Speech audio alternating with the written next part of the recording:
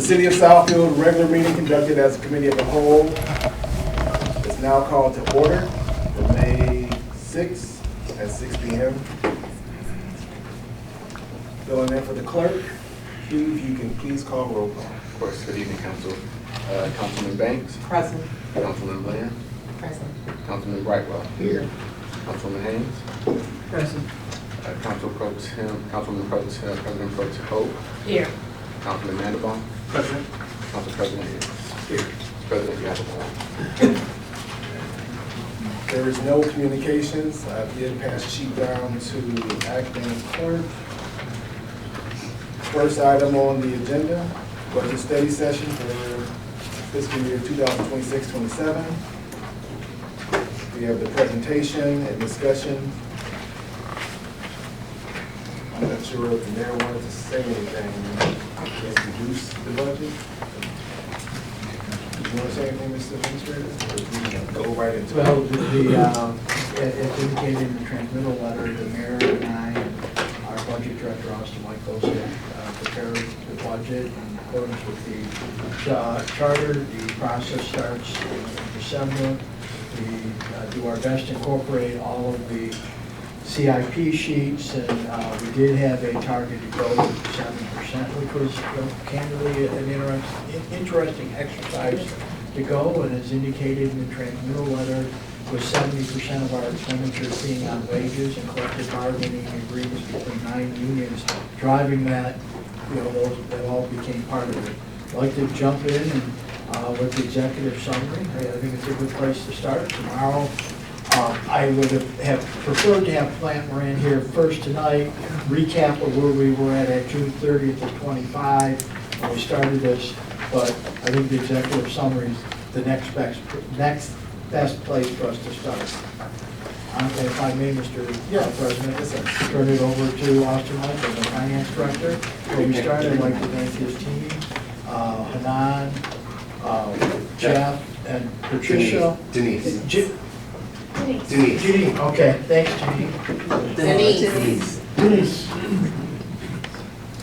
So, Mr. Michael, second. Well, Mr. Mayor, did you want to say anything, or should you just kick off? Okay. Good evening. I have pared this presentation back slightly from last year. I will bring it on back in its full glory when we do the public hearing in June. Start off with the organizational charts with the residents at the top. No significant changes here. Overall, our revenue snapshot. Again, we're looking at property taxes representing the bulk of our general fund revenues at 62% and 36% of all funds overall. Our projected taxable value is just over $3.3 billion, which is a slight increase or 4% over the 25-26 projection. The millage rate that we are proposing is an increase of just under 1 mil, comprised of an increase in the police and fire pension rate, offset by a decrease across almost all the other millages due to a Headley roll. The resultant levy is 27.7994 mils. State shared revenues make up increase approximately 2% compared to the current budget year, and represent approximately 10% of the general fund revenues. Total general fund revenues are proposed at just under $112 million, which is approximately a 13% increase over the current budget year. Total revenues of all funds are proposed at approximately $248 million, which is a 13% decrease from 25-26.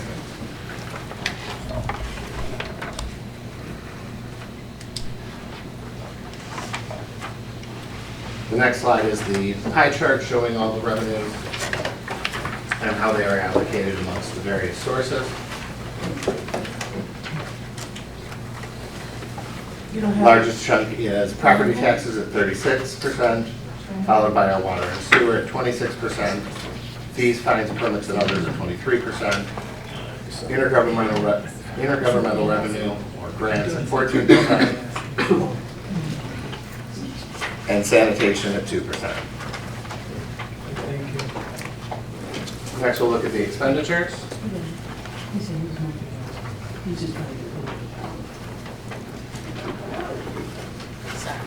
Police and fire services continue to be our largest general fund expenditure, approximately $64 million, representing 57% of the general fund expenditure. It's a slight increase of $1.3 million over the current year. There are $17.3 million in general government expenditures, making up 13% of the general fund. Combined general fund expenditures are proposed at just under $112 million, which is a 13% decrease from the current fiscal year. And total expenditures of all funds are approximately $248 million. Again, a 13% decrease from the prior year. And here's how that breaks down graphically.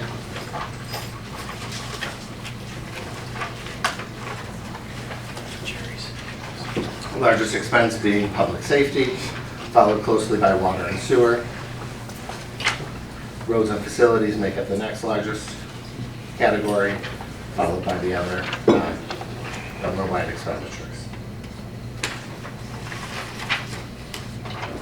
Next, we look at our head count. Ooh, that's so 24-25, we were at 627 career employees. 25-26, 652, and 26-27, 649.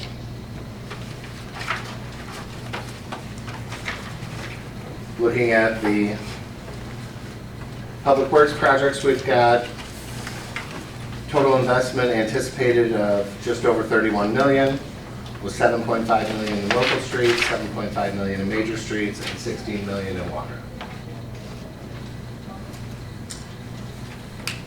Next, we'll look at the water and sewer and sanitation rates.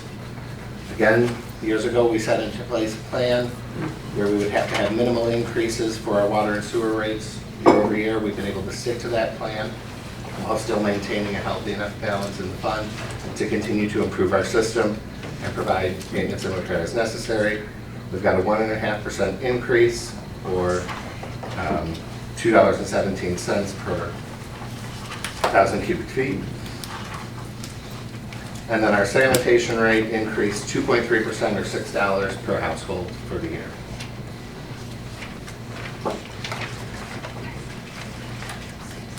Next, we look at the driver of our primary source of revenue, the taxable property values, and how they are beginning to rise back up ever so slowly. For 27, we're anticipating that just under 3.3. And then looking at a breakdown of the rates and how they've changed year over year. The only increase here is the police and fire pension levy.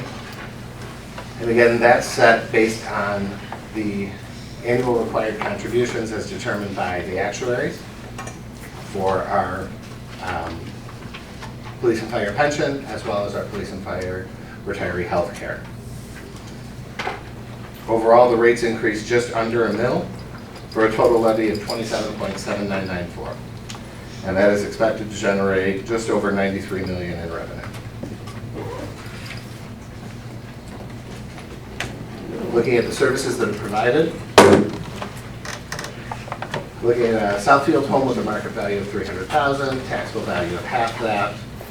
We have a breakdown for the annual property taxes of just over $4,100, with just under $2,000 for public safety, police and fire, $975 for general operations, $258 for parks and recreation, $413 for library, and $525 being dedicated to roads. Looking at how these are distributed, graphically, again, we've got police and fire there, making it just under 48%. General operations, just over 23%. Roads, appearance, drains, and others, 12.5%. And then the library at just under 10, and Parks and Rec just over 6. Another significant source of revenue for us is state shared revenue. And that is, again, pretty steady over the past few years. Shows a slight dip here.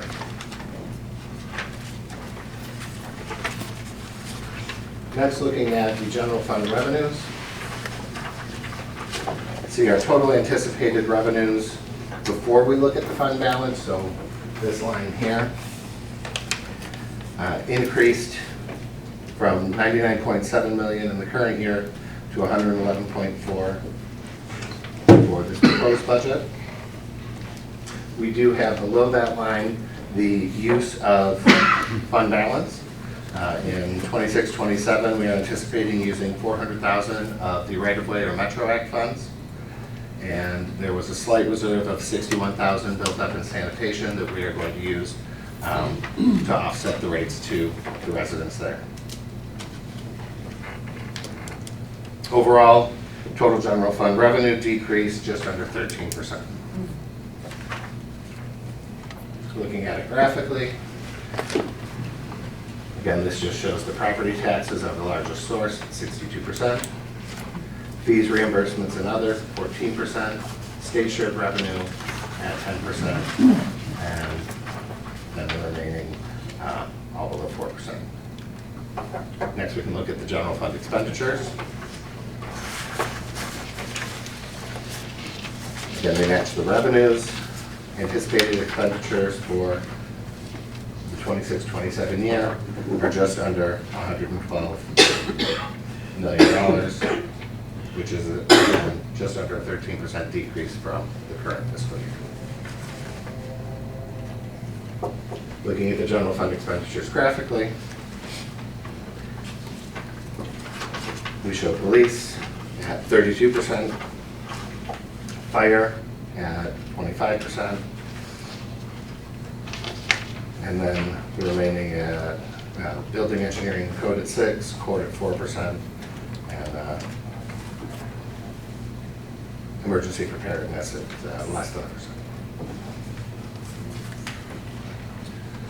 Looking at public safety itself,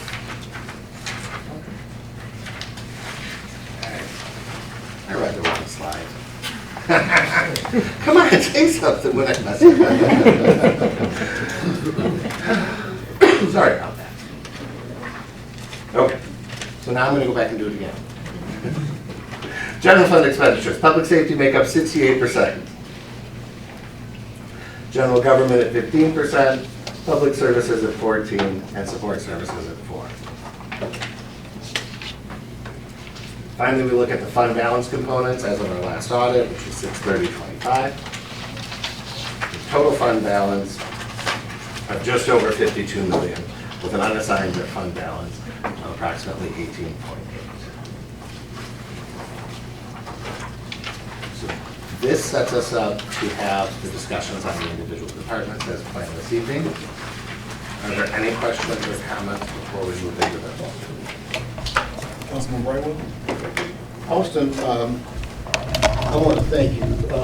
This is, since I've been here, I think I've ever worked with longevity. This has been improved from a presentation standpoint.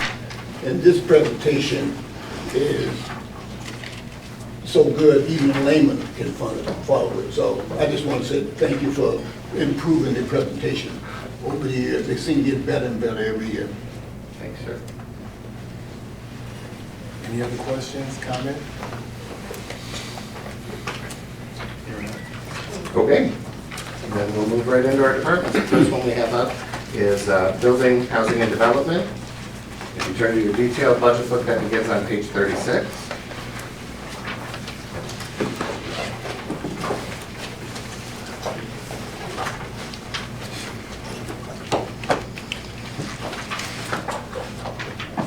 So we try to set up the departments all the same throughout the book so that it's easy to follow. The first page of it will be a summary of the revenues and expenditures broken down by category as far as possible. Within the general fund, we look at a contribution to or a use of other general fund revenues, and then we break down the personnel by bargaining unit. So for building, we are anticipating revenues of 3.25 million, total expenditures of 3.4 million, so a use of general fund revenues of 164,000 approximately, and they have 25 career employees. following page has the org chart for that department. And then if you turn the page to 38, you'll see the breakdown of the personnel summary that includes the title, whether it's a filled or vacant position, the full-time equivalent, what the pay grade, step, and salary are. That premium column represents the benefits. And then we have a total and the hours on which they're based. Following that, we have a breakdown of the divisions within the department. Building's first division on page 39 is the administrative revenue. The actuals that are reported here for 26 are through the end of April. We wanted to get them as current as possible. So our actual revenues are just under 3.3 million. We are anticipating revenues of just over 3 million for the coming fiscal year. And Council President, do you want me to go through all of these? Do you want me to stop at each one? What's the pleasure of the council? How detailed do you want us to go through this? Do you want to just jump into, are there any outstanding questions? Or do you want us to go through to that level of detail for each department? Go to the questions. I'm okay with the questions as well. Okay, bring on the question. So, Pro Tem Ho, any questions on this department? Councilman Mandelbaum? Not right now. Councilwoman Hayes? Not really have any questions. Councilwoman Bland? I just have one question. You have a few vacant spaces here. Yes. So that the budget that you have for 27 absorbs if you are able to hire these people with their premiums? So that's an excellent question. So right now, the way the building is budgeted is to use outside help Okay. for some of the positions that we've been unable to fill. If we can fill those positions, we won't need that outside help anymore. And the idea is that the full-time positions will be less than the cost of that outside help. Understood. Thank you. Thank you for the question. Councilwoman Hayes? The question I have is, how often do you review the fee schedules? That's another excellent question. For the building department, I think we're due for a fee review. I do not remember the last time it was done. That was one of my questions. It's been quite a long time, remember, through the chair. It's been quite a long time. We have discussed this in the past of having a study session to reanalyze our current fee schedule to remain competitive with the Chuck, correct me if I'm wrong, though, part of your fee schedule is when you issue a permit and the revenues you're bringing in, part of that is set by the value of the building, returned to the means book. So there is something, as the means book gets adjusted, you have a little bit of something that's looking like inflation or where the market's at. That's correct. We're using ICC standards right now. It's just updated this past February. So those standards for plan reviews and for the building permits are updated through the use of the ICC. So Councilwoman Hayes, good question. I did pose that to Mr. Woodward earlier, and I feel a little bit smarter, not as smart as him, but we had the same thought, that based on looking at his department, if any, should probably be paying for itself. Based on the revenue they get and expenses they have, there was a shortfall, so that was the question that I asked. Could we revise the fees to make that amount go away? And he said that's something we probably do need to talk about. Thank you. Anything else? Councilwoman Banks? Thank you. Two questions. Within this budget, I've noticed with various departments, we now have compliance,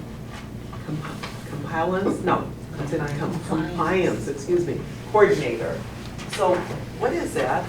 And it's not only in your budget, but I don't remember seeing that in previous years.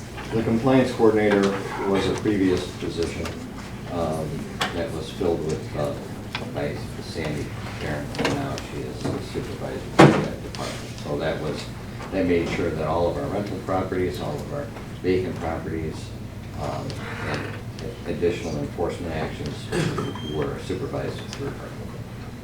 So is this a new title this year? Not this year, no. No. Or was it last year then? I maybe just missed it, compliance coordinator? Okay. And then also I noticed under the revenues, alcohol and amusement licenses. Why would that not be under the clerk's office? Those are when, if I'm correct in this, that's when we're having those outdoor events. We have It's with tents, isn't the it? the tents that are rented for those outdoor activities. So it's the permit activity associated with those other events. Someone's doing a tent or something, so we have to go out there and do the inspection. It's not the alcohol, the permitting you're thinking in the clerk's office. That has nothing to do with sale of alcohol, it's just, that's the name given that, those events that are taken care of and the tents that have to be set up and the permits that are issued for those tents. They're restricted to, because they're restricted to a certain area, right? Correct. Yeah, okay.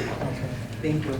It's also the structure of the tent and the size and ease of getting out if there's an emergency. Absolutely.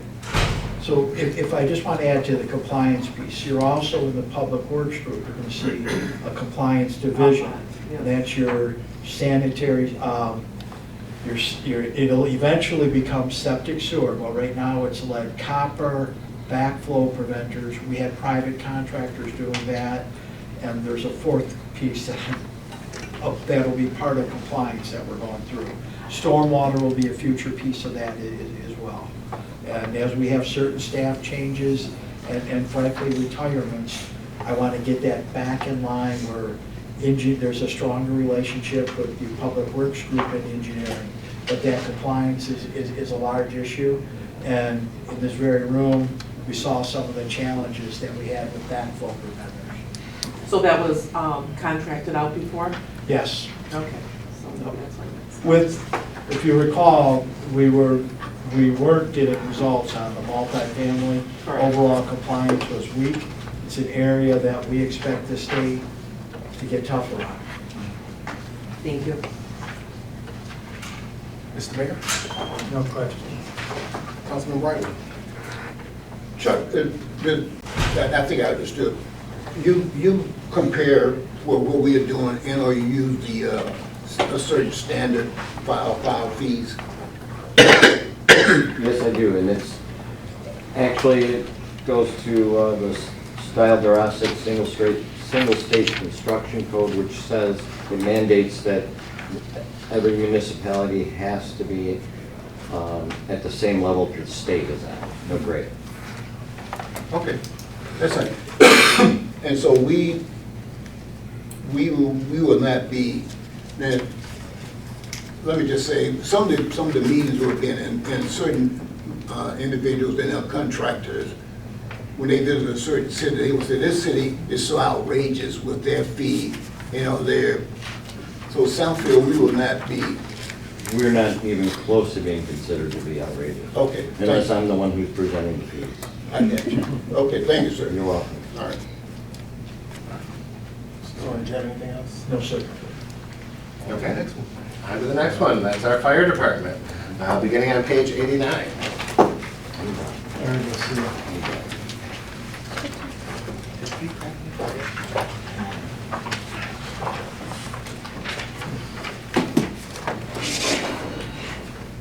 Okay, total revenues anticipated just under 4.4 million. That is primarily related to our ambulance services. Expenditures of just under 28 million. So a use of general fund revenues of 23.5 million. And total career employees of 122. However, we did make a mistake here. They're supposed to be 124. So we will need to adjust this budget there. There were 2 positions that were erroneously omitted. So this will increase the budget as well as the head count. And I will get those changes to council. Those positions are? Fire captain, and the fire training. So they'd be No, we already have management. those. They're vacant positions. We have a training officer, we have the captains are all full. Is it being? They're not on your, they're not Oh, on I your- got you, okay. So when it's management Okay. PCS?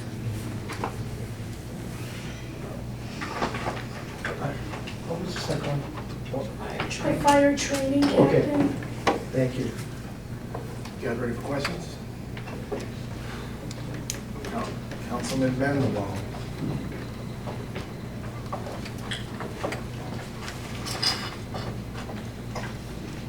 None currently. Councilman Haynes?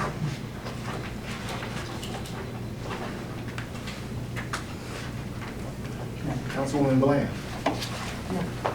Councilwoman Banks?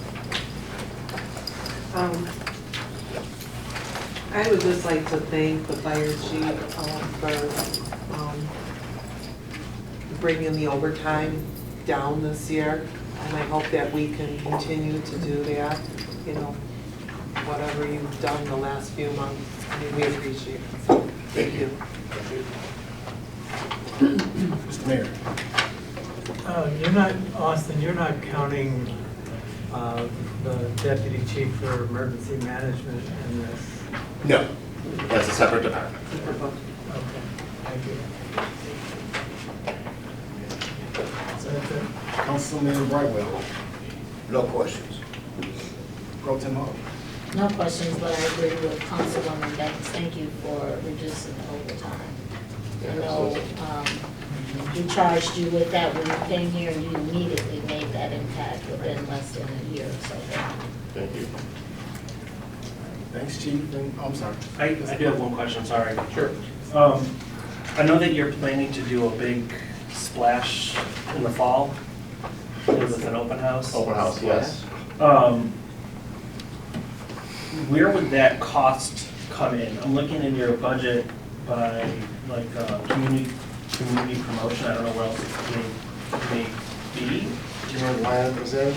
I'm trying to, I know there's multiple pages here. I do know it's in there, but we did it during budgeting. You don't recall it.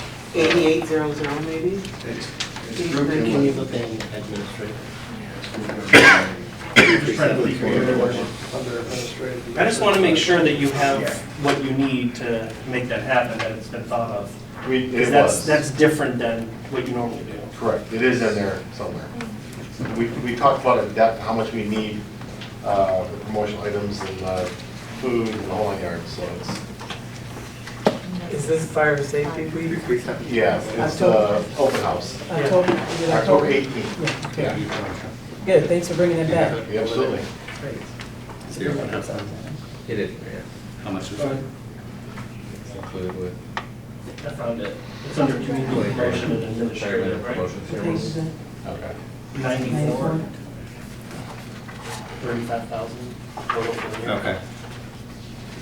Which is income. Yep, so you've got, in that line, that 35,000, there's 5,000 for the Citizens Academy, 10,000 for handouts and events put on by the city, and then 20,000 for retirement promotion series, ceremonies, public education materials, and the open house. Yes. Okay, thank you. Well, what's the 5,000 at the top then? Fire miscellaneous for 5,000? What's that? Where are we looking? Up in the revenues. Yeah. Oh, I'm sorry. But where is that coming from? Including the revenues there. It's 640, 6709. Where that revenue, is that from ambulance route? No, That's that's not- not prevention. I was speculate without seeing fire prevention. It's fire prevention for their inspections and things like that. Oh, that's what you have, part? The ambulance is like 3.4 million. Yeah. Yeah, that's on the other. Yeah, ambulance is in a different Yeah, I saw that. division. So that leads me to another question though, because we just instituted the fire fee schedule. Correct. So how does that work with your revenues? And which department does that fall under? So, I mean, that was primarily related to the fire marshals and inspections. Yeah, we just, actually, the advanced building, we just sent I have it here, a $48,000 reimbursement, because they had inspectors there for months, out of the norm, so that it falls under the fee schedule, I'm ensuring should take care of it. So things like that. So the fee schedule won't typically be a windfall. It's mostly to stop nuisance alarms, encourage compliance. But in this instance, we had an anomaly, and so it's a $48,000 bill. So where would we see that revenue? Where is that? So that would be miscellaneous, because it would be a very de minimis amount. So conservatively, we're not going to budget additional amounts of revenue for that. Typically, it won't be that high of a revenue. It'll be a couple $100 here and there. But Yeah. That $5,000, Or top, it was 6709? yeah, page 94, Yeah, Yeah, that's where that would be included. yeah. Is that where? I think because you have the new fee schedule, the new software first due, we're a little bit in a blind spot as to what the revenues are gonna look like. Yeah. And for example, things like fire watch, in the past, if we had to do a fire watch, we weren't being compensated. So we put those things in place. And, you know, I think this is gonna be a real learning curve with the first due, getting the business license, We also, getting the business registration down. You'll see that will become a driver for fire marshal inspections, which is another revenue. So I think this year's gonna have a little bit learning curve. It's the type of thing that maybe quarterly the finance committee might wanna monitor just to get a review. I think there's gonna be an increase. I have no idea what type of numbers. I think of the apartment fires we've dealt with in this past 10 weeks. But I think it'll ultimately put the city in a stronger position, recoup some of those costs, as well as preserve life, health, and safety, and property. So that money is just gonna go in fire miscellaneous revenue, and does it get paid then in the general fund? Yes, fire is part of the general fund. Okay. And later on, I imagine there's gonna be a whole series of other subcategories in that revenue as we see volume, so. we also just updated recently in the last year or so, the fee schedule for EMS runs. And we also have a Life 6 down in service from 7 a.m. to 7 p.m., which is our busiest EMS time. And we reduced EMS mutual aid costs like over 50%. But that revenue also will start coming in and projecting over $300,000 for that. Wow. So Does that break even, or does that is that gross or not, meaning after it's been staffed and benefits and everything else? we're using our existing staffing. We are pulling 2 people off a fire engine during the day because most of our calls, we have more EMS calls during the day. Most of our significant fires happen at nighttime and people are sleeping and not there to see it and call us early. So they move from the ambulance to the engines at that time. So our staffing is existing personnel right now and trucks. Okay. So it's just revenue. So the last question I have would be with Lathrop Village. I see that we have a increase in the budget for them.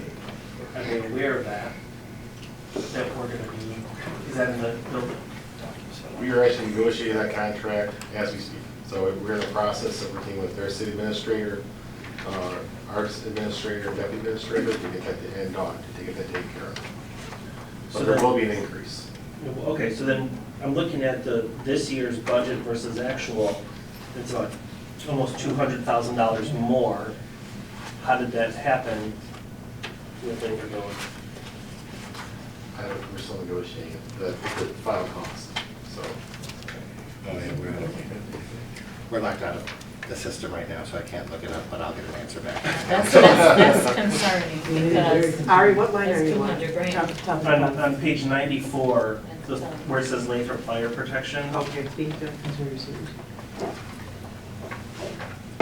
So, but the budgeted amount is what you're trying to negotiate with them? We're looking at a similar increases to what we had in this 1-year extension. Okay. Can I piggyback on that? Yes. The actual though, do we know why it went up so much from the budget amount for this year? No, that's what we have to look into. Oh, okay. And BSNA is currently updating, so we can't look. That's a bunch of BS. You might be paid Friday, right? We want these updates. Anything else, sir? No, I'm good, thank you. Councilman Brightwell? Chief, just a minute ago, you mentioned fees, you'll be revising fees, is that for? We've already done that. We did that about a year ago. And it takes about a year for EMS fees to show up in collections from insurance companies. We're just starting to see the actual revenue from the fees ordered last year. Okay, so are the fees, are they consistent with our surroundings or our environment? We're in the middle. We take mostly Oakway, which is our mutual aid partners in the area. We take their fees and we kind of put a focus in the middle, so we're not an outlier either way. Okay, good, that's, Yep. thank you, sir. Yep. Thank you. Do you still have that one person that always wants a ride in the ambulance? There's always people. Oh, it's the one in particular, I know on 9 Mile. Yes. He Yes. still Yes. is on. Yes, for both fire and police. And still does what he does inside the It's ambulance? been a while. I think he's been Not lately? not able to get out. I think he's been incarcerated recently. So I haven't seen him in a while. But Okay, I saw him. but I will tell you that when this person goes away, my experience is somebody will take their place. And there's always regulars who like to Okay. call. That's true. I have to leave. That's unfortunate. It is. Council, anything on fire? Hearing none? Thanks, Chief and Chief. Just that we get back on that one. Yeah, yeah. About on the Lakewood Village, because that's such a big difference. Yeah, okay. Sounds good. Thank you. You know, was there more runs to Lakewood this year? I would have to look, but honestly, it's not a terribly busy city. I think you had in your latest report 35. Yeah, yeah. They ran over 16,000 calls last year, so they're, a few hundred isn't a huge hit on that. Well, that's a good thing to share with them, how much service they're getting. Well, they also receive, we will. Excuse me. Whoa, just rub out water. But they also receive. That's fine. That's gonna cost you.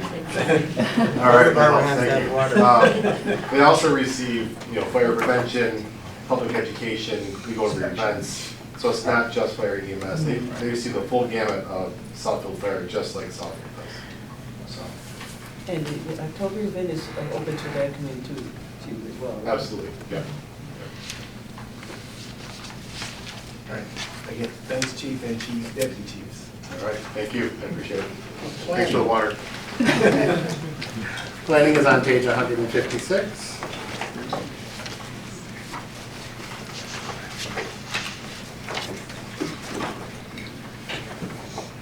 Total revenues primarily driven by grants, just under 1.6 million. Total expenditures driven by capital improvements of $2 million, totaling 3.5 million. And 6 career employees. Councilwoman Hayes. Councilwoman Bland. Councilwoman Banks. Can you compare to me, please? Mr. Mayor. I have no question. Councilman Brightwell. No questions. Pro Tem Ho. No question. Councilman Mamalo.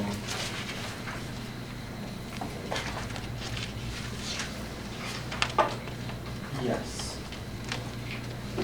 And I think this may be a little bit of a silly question. I know that there was some discussion when we met with the planning commission last year, where they wanted a little bit of a pay increase. Did that discussion go anywhere? We still need to investigate that.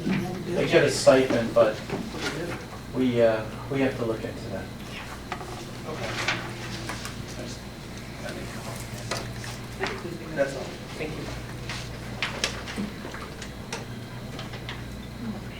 No, I'm all set, thank you. Anybody, any questions, come back. You let me off easy. We're kind of being Thank you. comfortable with every department, just to review the fees. I just want to know that for all.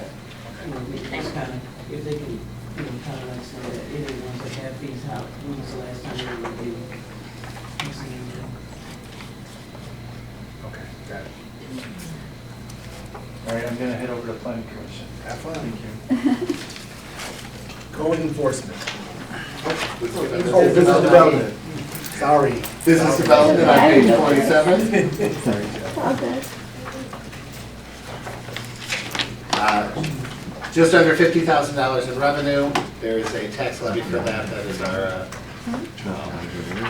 publicity levy there. Expenditures of just under $700,000 with 2 career employees. Councilwoman Bland.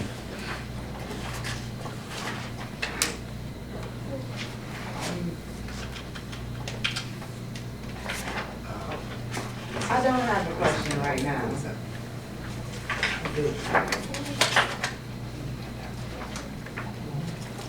I'm sorry. I don't. Oh, no, okay. Councilwoman Banks.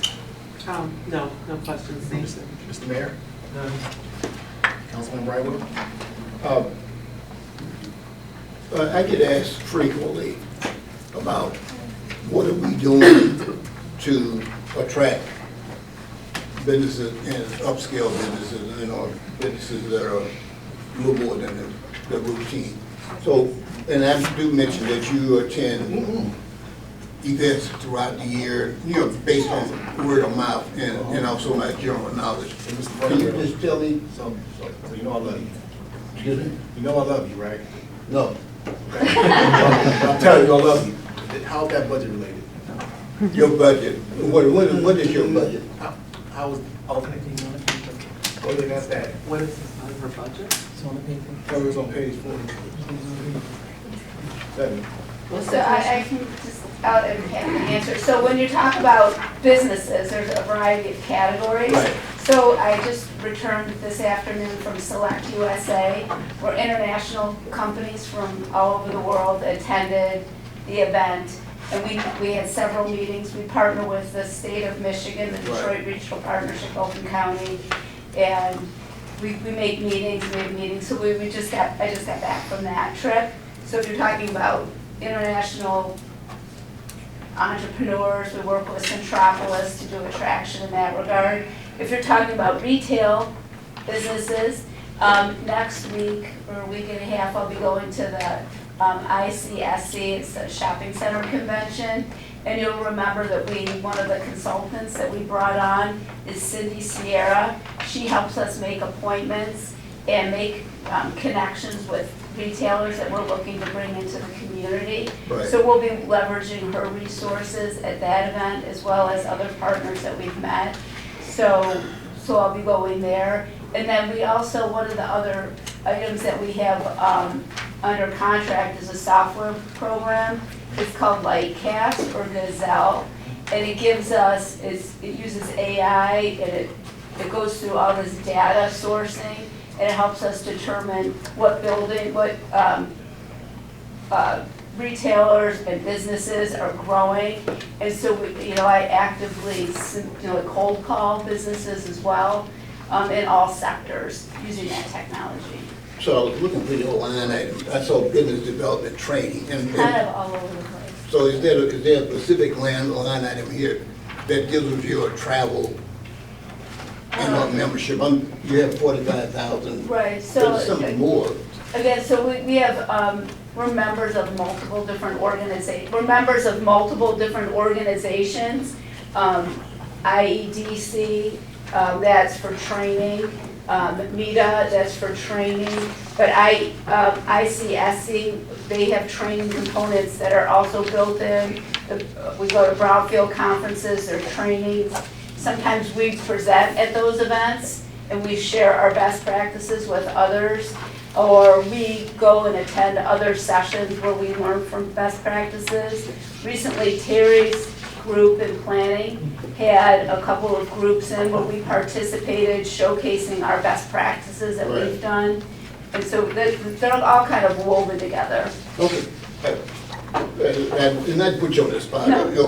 I I actually answered questions, Council President Hicks had some questions regarding those exact items. And I listed it all out and I sent everybody an email. Okay, I'm fresh off the phone, so I didn't see it. It's out, you have to. So where is that in here? I hate to.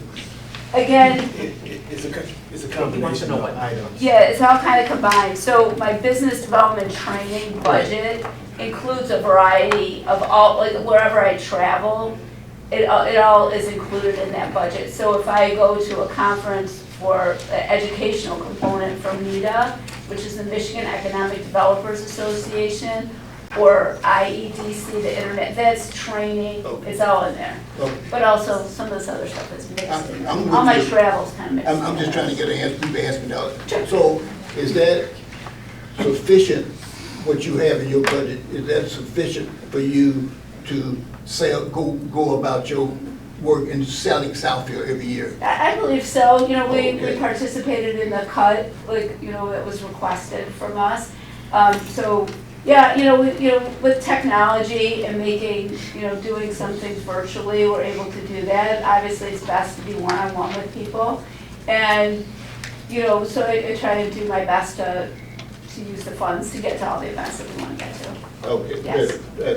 it was purely for that purpose, to make sure you, Thank you, I appreciate and that. people ask me that all the time, what is Southfield doing? So Yeah. I've been a benevolent manager all my life, so to make sure you had enough money to sell Southfield. Thank you. Is that correct? You Yeah, I have think enough money? hopefully we got some good deals out of this last thing. So, Okay. Gotta stay positive. I didn't want to belittle this, but I know you love me, but I'm sorry. No, you did know I love you. That's okay. Don't remember that. So, go to the home. Quick question or two. So you only, it's just you and your deputy, correct? Correct.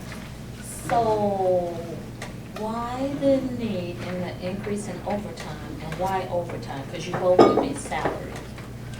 I have to defer. So, I guess. we actually didn't budget overtime there, right? It was Yes, money. it is, there's money there, that's why I asked the question. Oh, the 15,000, yeah. That is where we pay the comp time out, overtime, because comp time is earned the same way that overtime would be earned. And then that's only attributed to our debt, or. To the director and the deputy. They can each cash in 120 hours per year. And so if I work 60 hours in a week or whatever, then. It's just because it says overtime. Right. Is there a reason why we don't fix some of these descriptions? So we could create a new account, No. but that's what it would take. We could just change the word, okay, that Well, was there. because it changes it across the entire city. Got it. Because everyone Okay. got it. So that answers that, okay, so it's the comp time payout for you. Yep. Okay. Thank you. Councilman. No. Anybody, this is on anything? No, sir. Thank you. Thank you. Thank you, welcome back. Yeah, thanks. This time code enforcement. All right. Code 43.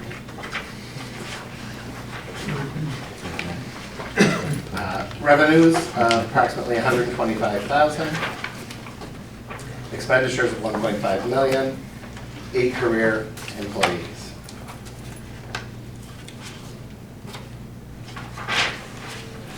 Councilwoman Banks.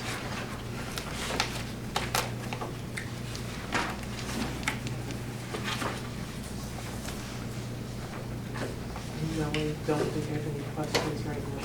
Mr. Mayor? So you cut a person?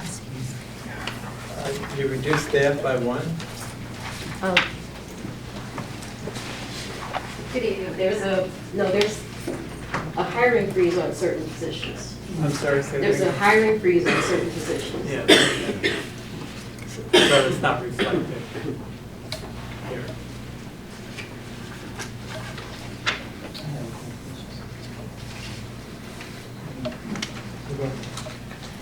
Well, they're not cut, there's just a hiring freeze on the positions. Well, that's what I'm trying to understand. So is it going to be filled at some point, or it's just not going to be in the budget for next year? I'm not certain. The hiring freeze was not my decision.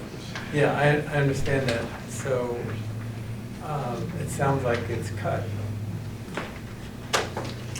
Which position are you talking about? The blight abatement or Is it even listed here? the? There was a There's there's a vacant position for a code enforcement officer. Inspector. There's a hiring freeze, inspector. Okay. The blight abatement worker 2, which was a leader, he passed away. That position is vacant and has a hiring freeze. Code assistant 1, the second in command to the blight abatement worker, non-career, on hiring freeze, he passed away. And we have the seasonal weed inspector, the seasonal blight abatement person. There's a hiring freeze on those positions as well. I would like to point out, we have not eliminated any positions from the budget. 8 career positions budgeted in the current year, and there are 8 proposed in this budget. So it's just all of these that are included in there? Correct. So my next question on this then, you do a great job of when people aren't taking care of their yards, there's litter, junk, grass, all of that. So then what we're doing then, we still have to address that need. So you're contracting it then, correct? Yes, we're contracting for both blight abatement and grass weed mowing. So my question would be, is it cheaper to contract than to have an employee dedicated to that? I don't know the answer. That's a good question, it's something we can look at.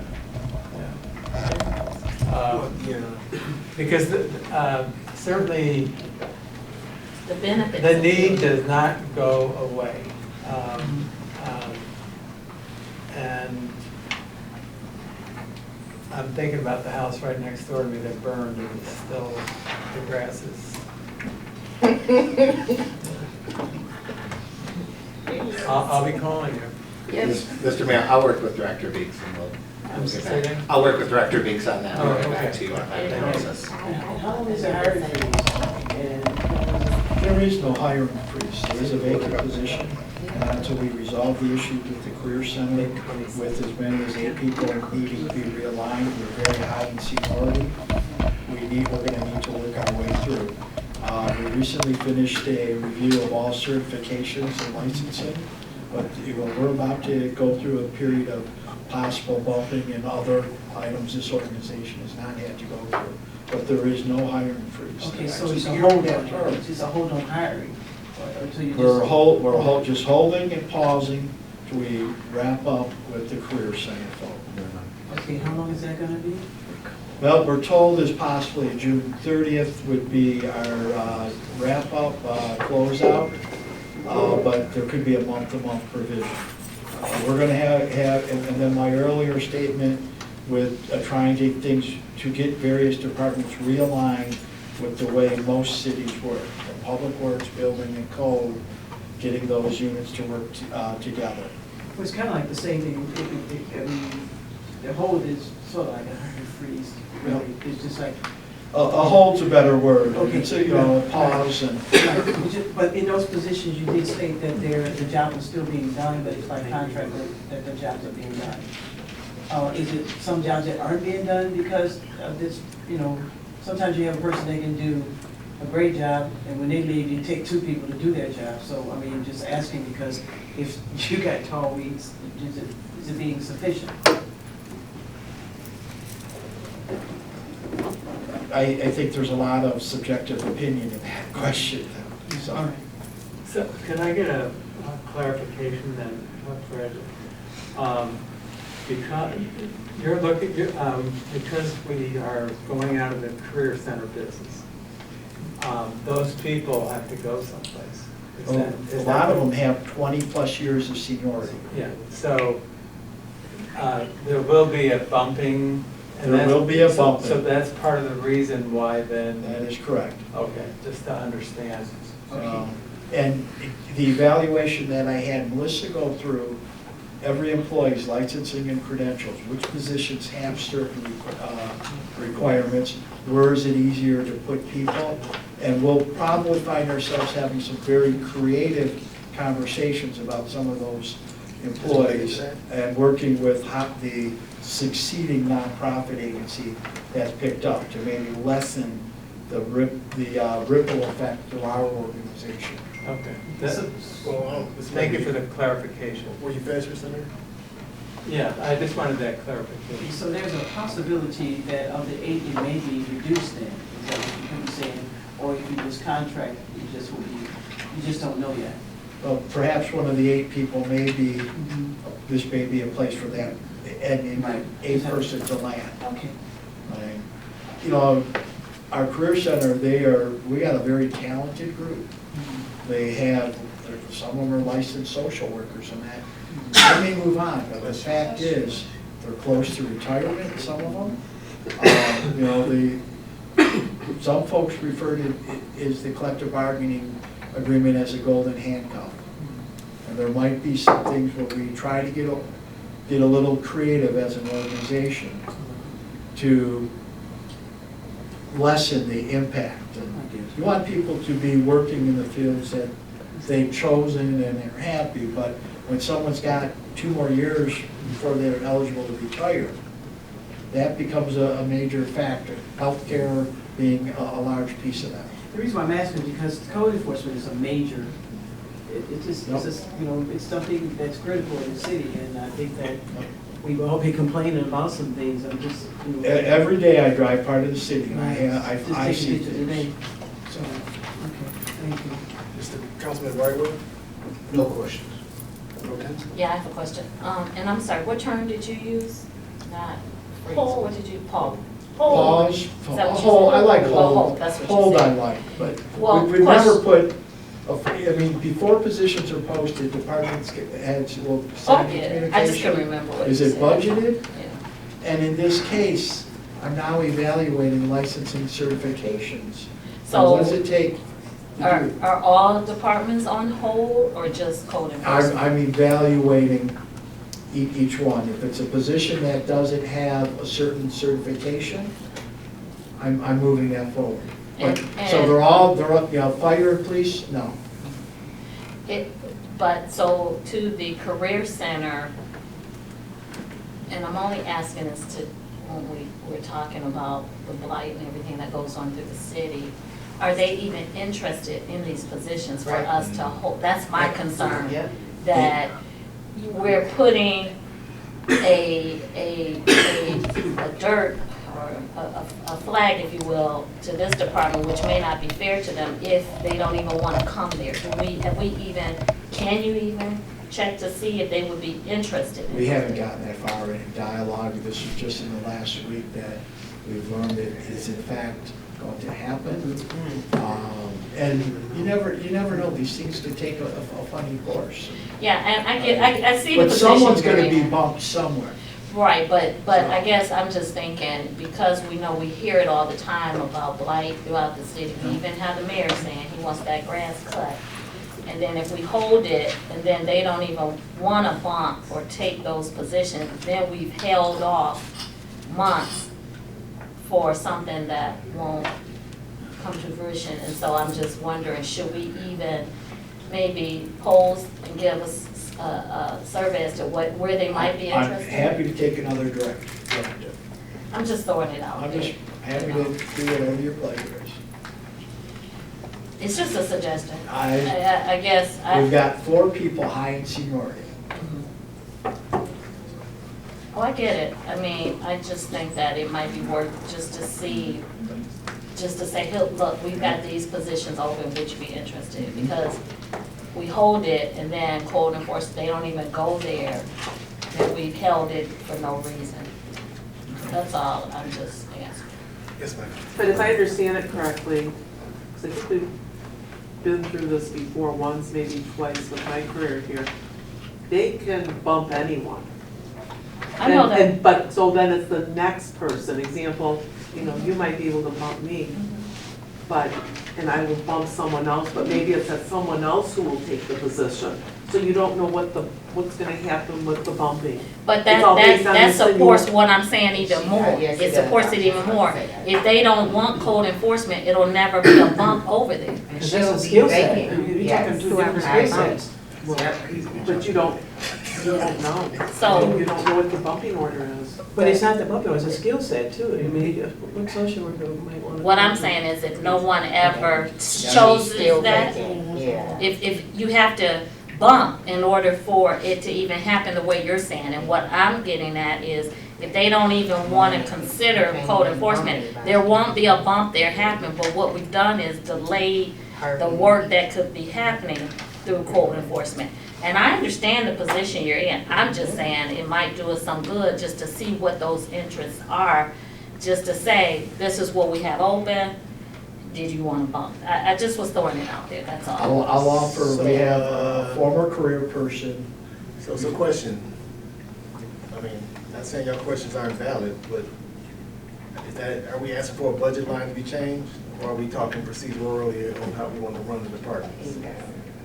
Well, I don't think the budget line will be changed because if you still have to pay people to do the job, so it's contractual work. I added to it a lot of the conversation. I'm not criticizing the law. I don't think we need to make any changes there. I was just talking process-wise.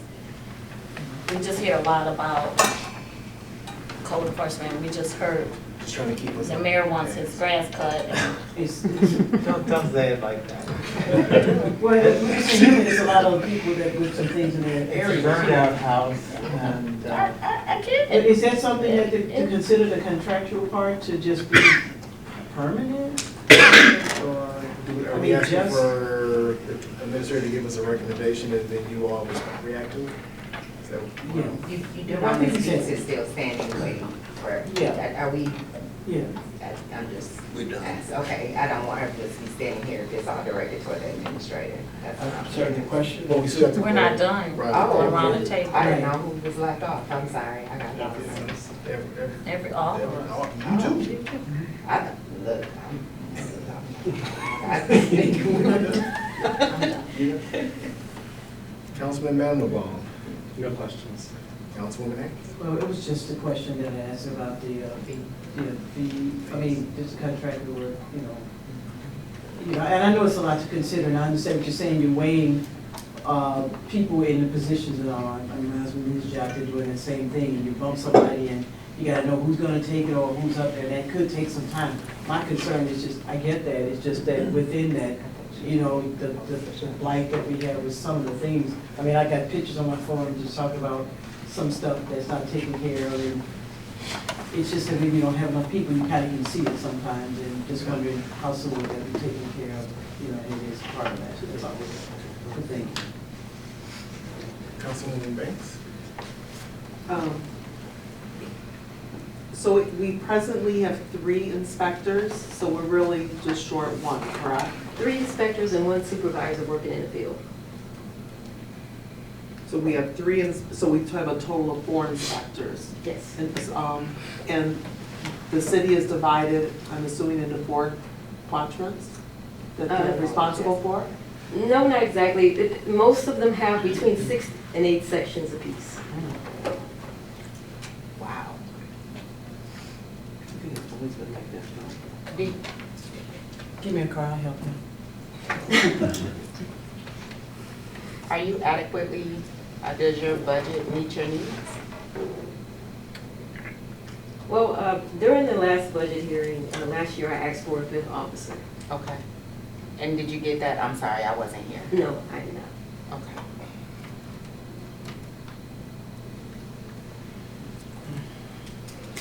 Any other questions? Yeah, I think there's some changes we think that we want. Mr. President, if I may comment, we're happy to poll folks there, but I'll just simply share with you, I have a young woman with a degree in statistics from U of M who worked for the Career Center, working the switchboard right now. Okay? I mean, I agree. People need a job if that's they want it. I'm just saying, let's That makes see. sense. Let's we That's all. will ask. Because Started it's with gonna that take a statement. We will while, ask. it sounds like, to get through that process. In the meantime, the work will pile up, that's all. But if you wanna go that route, that's fine. It was just a suggestion. That's it. Anything else on code enforcement? Yeah. Thank you. Assessing. Assessing, page 32.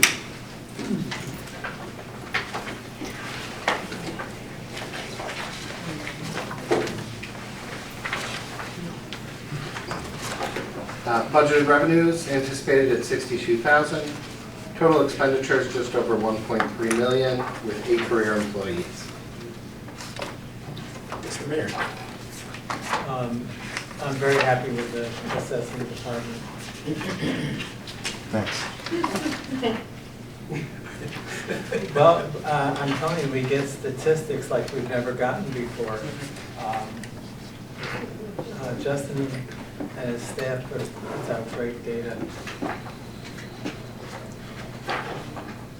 Councilman Brightwell. And obviously, I'm pleased with assessing, also I've used it over the years. But Justin, our fees, how often are they reviewed?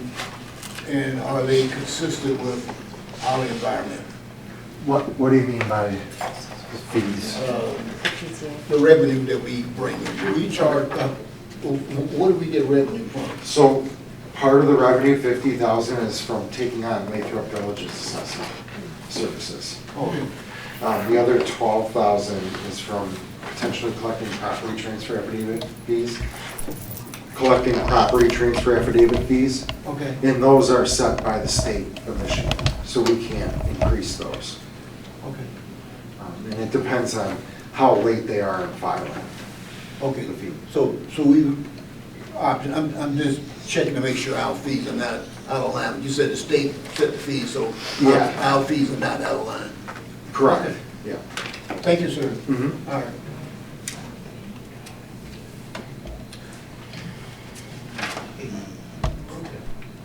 Councilman Manuel. So talking about the revenue from Lathrop Village, that was one of my questions. When I look at the 26 budget versus actual, I don't see that $50,000 there. Am I missing something? I believe they pay that near year end, so it just might not be in the books there. So yeah, for 26, it's in the 25 actual. 61,324. Yeah. So it just might not be in there yet. So they'll be probably cutting us a check for that in the next month. So then why, when did that come about? Because wouldn't that have been in this year's budget, or was it, I know we made an No. amendment. Was it this year, or was it? So we've only done it for 1 year, right? We received the funds in '25 for the '26 year. Oh, it prepaid. Yes, so that's what I anticipate happening again this year, is May or June, we'll get the $50,000 to cover the following tax season. Okay. So this was the first year we had the opportunity to build it into the budget. Okay. The other question I have is regarding personnel. I know that we trying to find certified assessors is getting trickier every year. And it's, you have a service aid, I don't know if they require any type of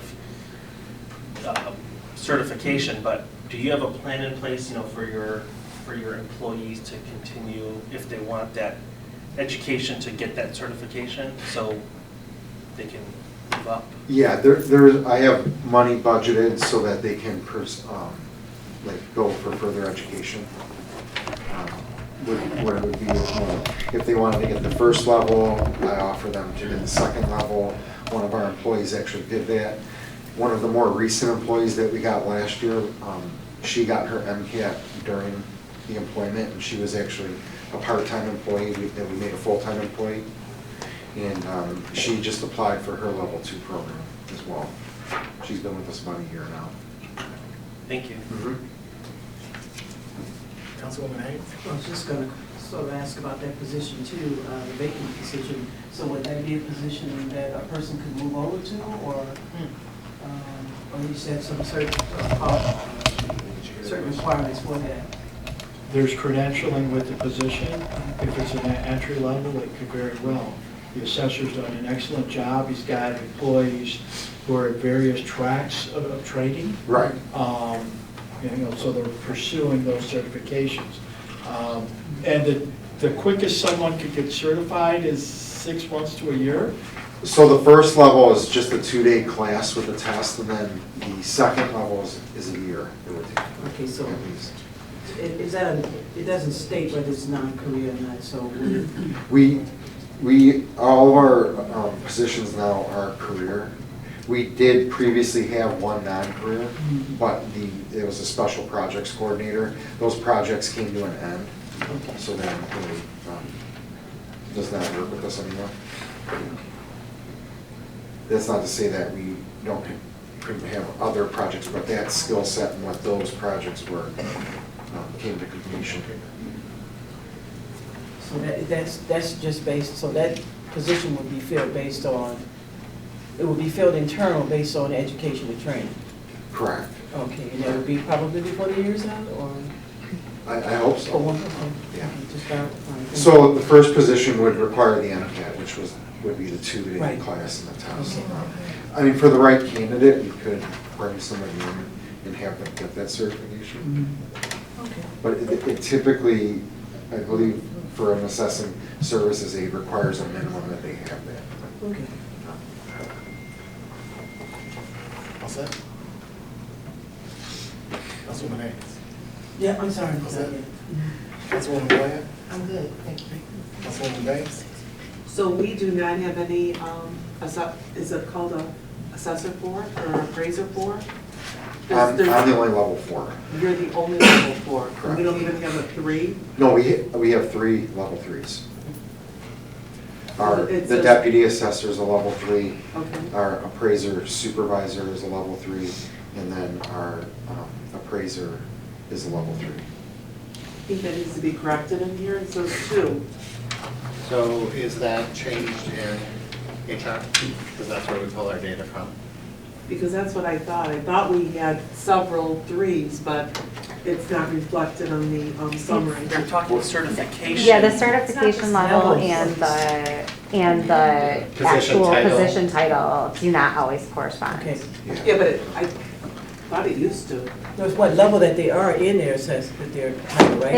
It's HR's second level appraiser, not like a new appraiser, but more seasoned appraiser doesn't necessarily correspond with With their the certification certification level. level, yeah.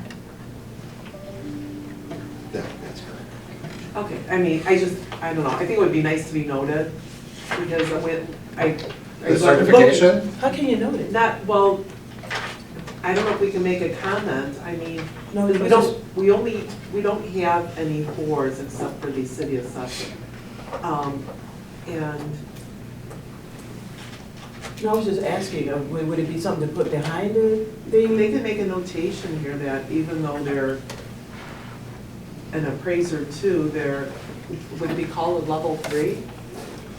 I don't know why it's not a level 3, I don't know. Well, that's what the HR's No, system. I understand, Yeah. but I don't understand the HR system, I Okay. guess. That's what I'm saying.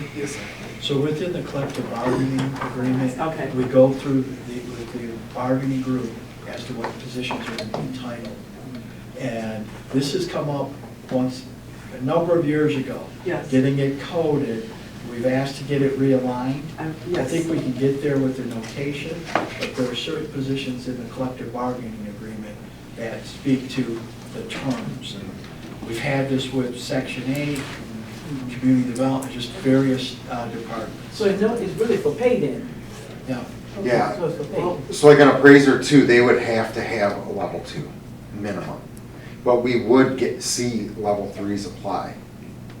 So they would meet or exceed that requirement, and then they could start higher on the pay scale than a 2. The 2, okay. Okay, versus saying, like a level 2 and starting at the bottom. Right. Okay, just seems odd to me, but, okay, thank you. Mayor? No, I already started. I already started. Okay. Anything else, any final questions for Cecily? give lower on my tax. Thanks. Oh, go ahead. Thank Thank you, sir. Moving on to administration. Administration starts on page 12.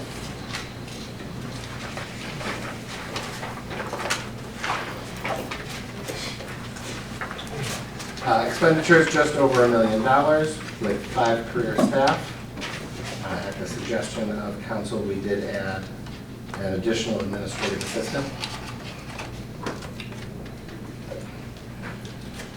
Okay. Councilman Brightwood. No questions. Okay. Can I come back? Mr. Vanderbilt. Okay, so then, I also see we have an admin intern, that would be non-career, and the administrative assistant to be added, I know it's under the deputy, but that was one of the things that came out of discussions with Mr. Zorn about getting him some additional help, that's where that came from. So my question would be, this is my operational, but are we actually gonna fill that position? Or is it gonna be like a vacant? Was that on hold also? They are, aren't they? Phil, I mean, we'll work to fill it. But it's on hold because of a potential bumping? Yes, unfortunately, well, I mean, I hate saying that. Actually, that one's an ACS position. Right, so, but even then, when I talk about getting creative, and if that's the type of thing we need to do, I want to be open to it. So, I mean, if I, that means getting a bargaining group to agree, and, but I think that hold should apply, and a little creativity. So what about the intern? Is that also on hold? Or how do you find an intern? Where do you Little see non-career. Page 13, 13. lower left-hand corner. Because of that, I don't think. Historically, when we've been approached by an entity looking for an intern, we've been able to figure that out. We have, Austin, 3 non-career people over there? Yeah, at the career I center, mean, yeah. And that's staying kind of within classification, and we have to address that. So sorry, there's 4, not career. 4? So would that intern, should that intern, even if they're not a career, be listed in personnel as a vacancy? No. We do not include non-careers in these personnel listings. Non-careers are budgeted in the temp seasonal account line items.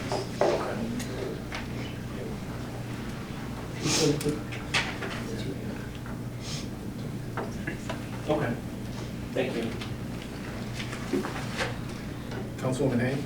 So this administrative assistant to the city administrator is the one that's on hold. Well, this person, if that person gets hired, will be at a work from home part-time basis in this position? It would depend upon what we're working on. Time to time, there are projects that can be worked remote.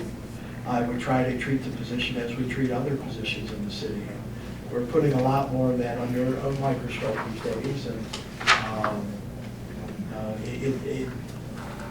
it's an option that improves the quality of life for the employees, and in certain cases, we're able to make it work.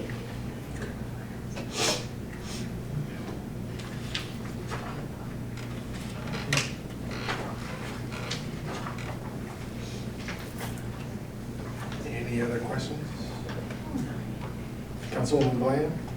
I have one question, but it's across the board. Can you explain the difference between office supplies, office and operating supplies for Staples, and then operating supplies?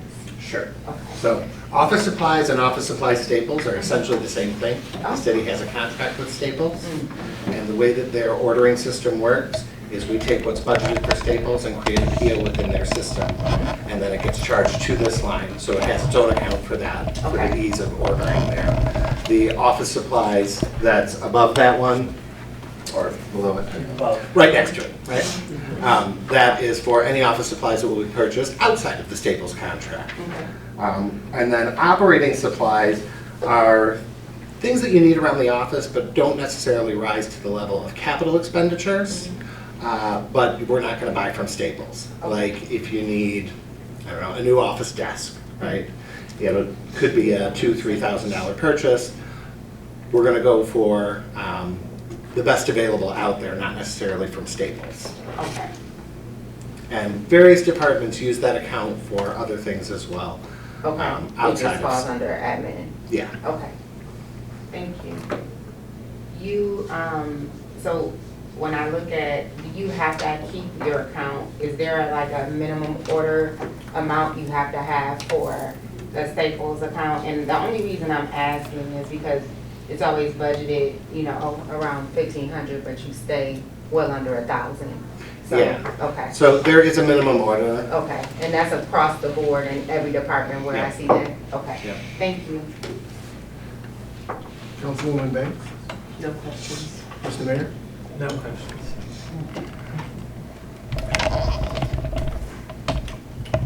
CDBG. Community Development Block Grant, page 16. Almost 100% grant funded. We do have $50,000 in the revolving loans budgeted each year. Total revenue is expected around $460,000. And we have one half-time career employee there. And I will note that over the years, you know, our CDBG allotment continues to shrink. Yes. And it is harder to do as much as we would like to do, right? This past year, this current year, we were lucky to get some funds through Oakland County and OLSA to provide additional services to our seniors. Nina Greenstein, who runs our CDBG, has just been phenomenal getting that money out there to help in the community. And OLSA has recognized us as someone, as a city who's doing a lot of the work. So when other cities forfeited some of the funds that they couldn't expend, they looked to us and we said, absolutely, send them our way.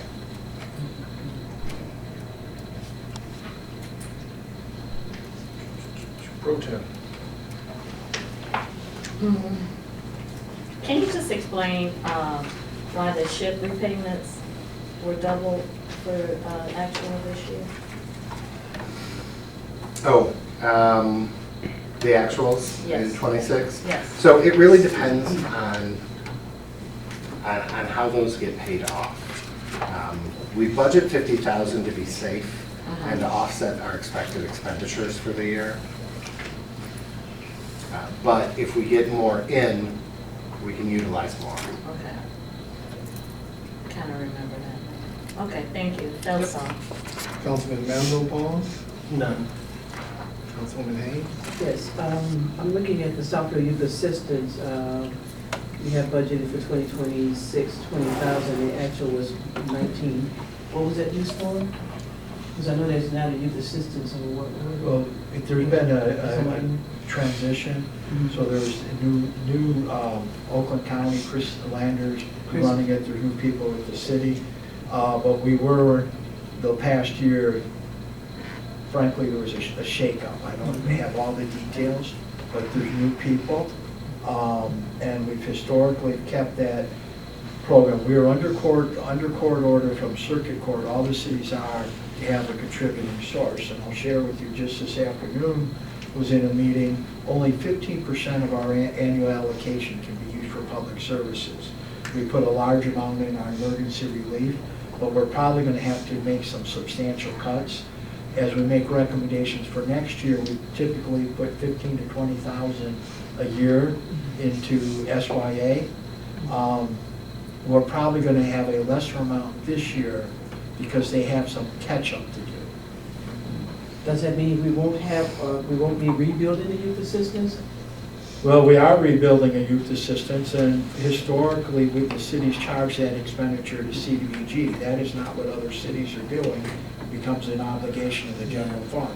Right. We've been able to, during my 17 years here, this is how we funded it, and it's worked. Okay. So does he get paid through, well, he can't get paid through us with this amount, so I'm just trying to. This, No, this is, the obligation we have is for a part-time administrative. Person, but what we actually pay for this is, out of this is usually youth that are income eligible for maybe a summer camp, Okay, so that's what- a special training program. The various groups that operate these programs will come to SYA, Right. and we will screen them and qualify. So the 19 was probably going to Parks and Recs for summer camps and things. But A did you- lot, but also even things like survivors of domestic and sexual abuse. That was something we. Well, is talked Mr. about Leonard this afternoon. still in a somewhat office space in the school system? I was told that he was in kind of almost like a closet. That's one of the areas we're going through. I will tell you, the school board was in the meeting and they have representatives. Sorry, I don't have the three names. I know Melissa, I think Jason, I think and Cameron or Kyle from Parks and Rec. So we've got 3 people, and the school district, I believe, has 2 people. And that is the new group that's guiding Southfield Youth Assistance with under the tutelage of Oakland County. Okay, so they have restarted. Yes, we have restarted. Okay.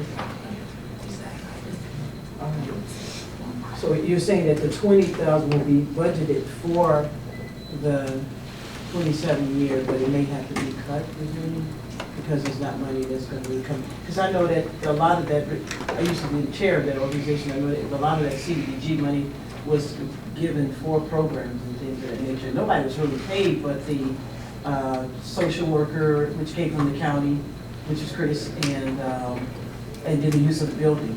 So, what, are they still going to be out of the school, and is that money still going to be, any of that going to be available of the 20,000? Well, you have money you haven't spent from last year that is still in the contract. That will be available. At the end of the day, for public services, and public services include what we've historically done, Haven, SOS, South Oakland County Shelter, SYA, Southfield Youth Assistance, Emergency Relief Fund, Rebuilding Together. I'm sorry, those first 3 are public services. They cannot exceed 15% of the 410,000. So we're going to be roughly no more than 60,000. We'll be in that range. No, I'm just talking about, I don't know what that means, I don't know what you're saying, but I'm just talking about the 20. Would that be decreased for the youth assistance? No, it's not gonna be decreased. I think what the administrator is saying is that we'll be able to roll the funds from the current year into the future year. Okay, and could that be used in another, orphed over to another part, or is it just gonna stay with youth assistance? I would keep it with youth assistance, the work in writing a new contract with HUD, going through your environmental review. Those are substantial exercises. Okay.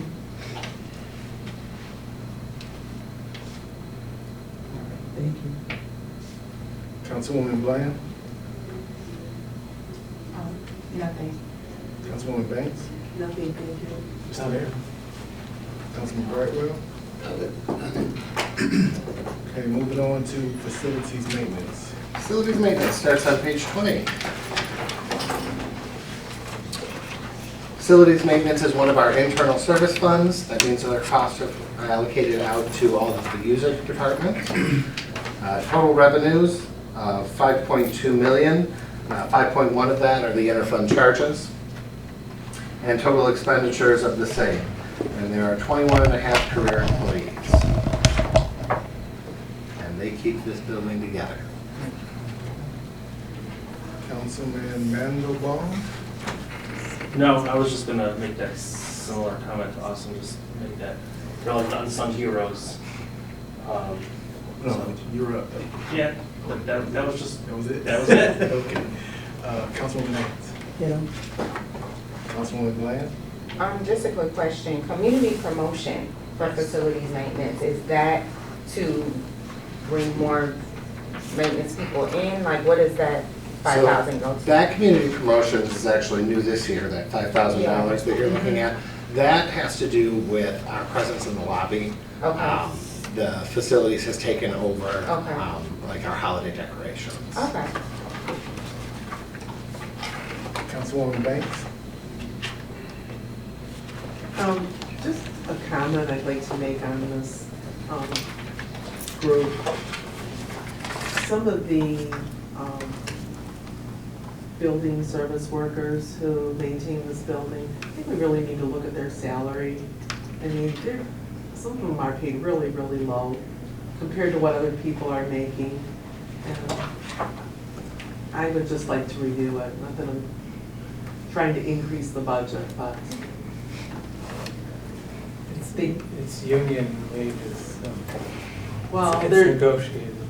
there's other departments with union people, and they're like the just lowest budgeted the lowest budgeted group. All I'm saying is you just can't. Well, I know, but just something we should look at. I'm sorry, and we will get the information in the last collective bargaining agreement. We did do issue for the lowest end to bring that up.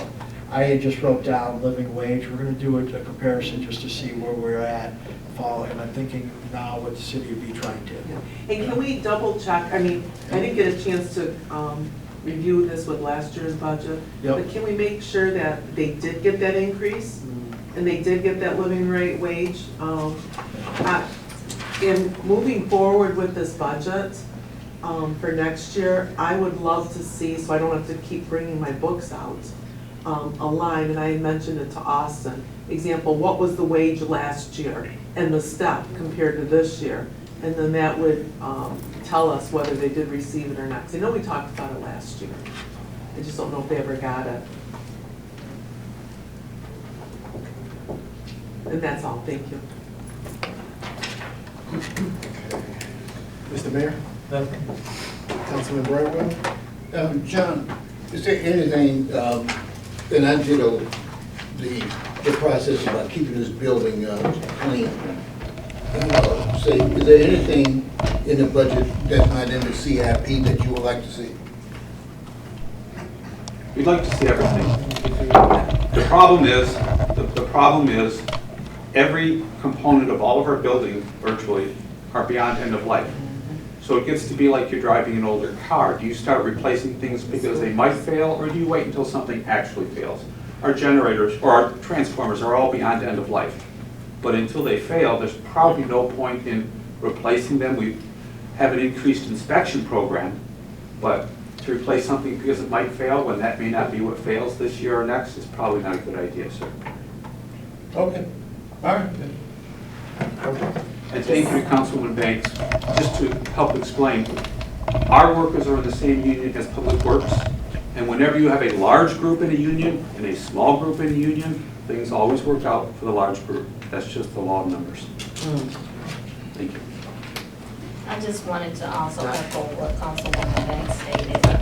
I think though, one of the things that I know I have done in the past is that, and this is just a question, have we ever thought about doing anything for these workers on these teams? Because like when we have like Pistons Day or whatever, Tigers Day, because they come in at night, they miss out on a lot of stuff. So in the past, I've always done something special to those workers who work after hours, and just some ideas that I've brought in dinner for them or giving them gift cards or something.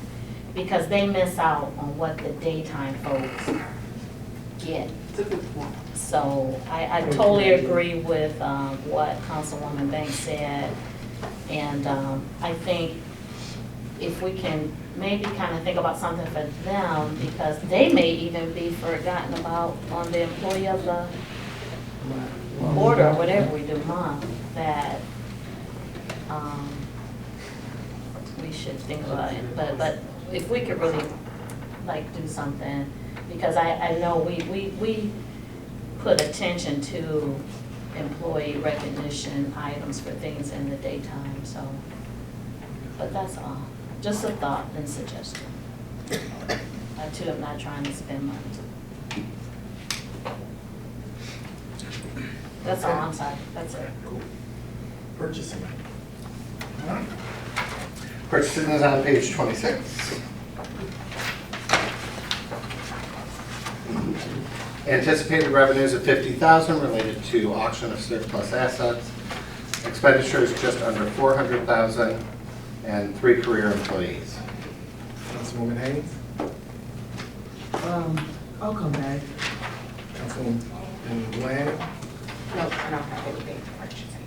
Councilwoman Banks? Yes, I do have a question.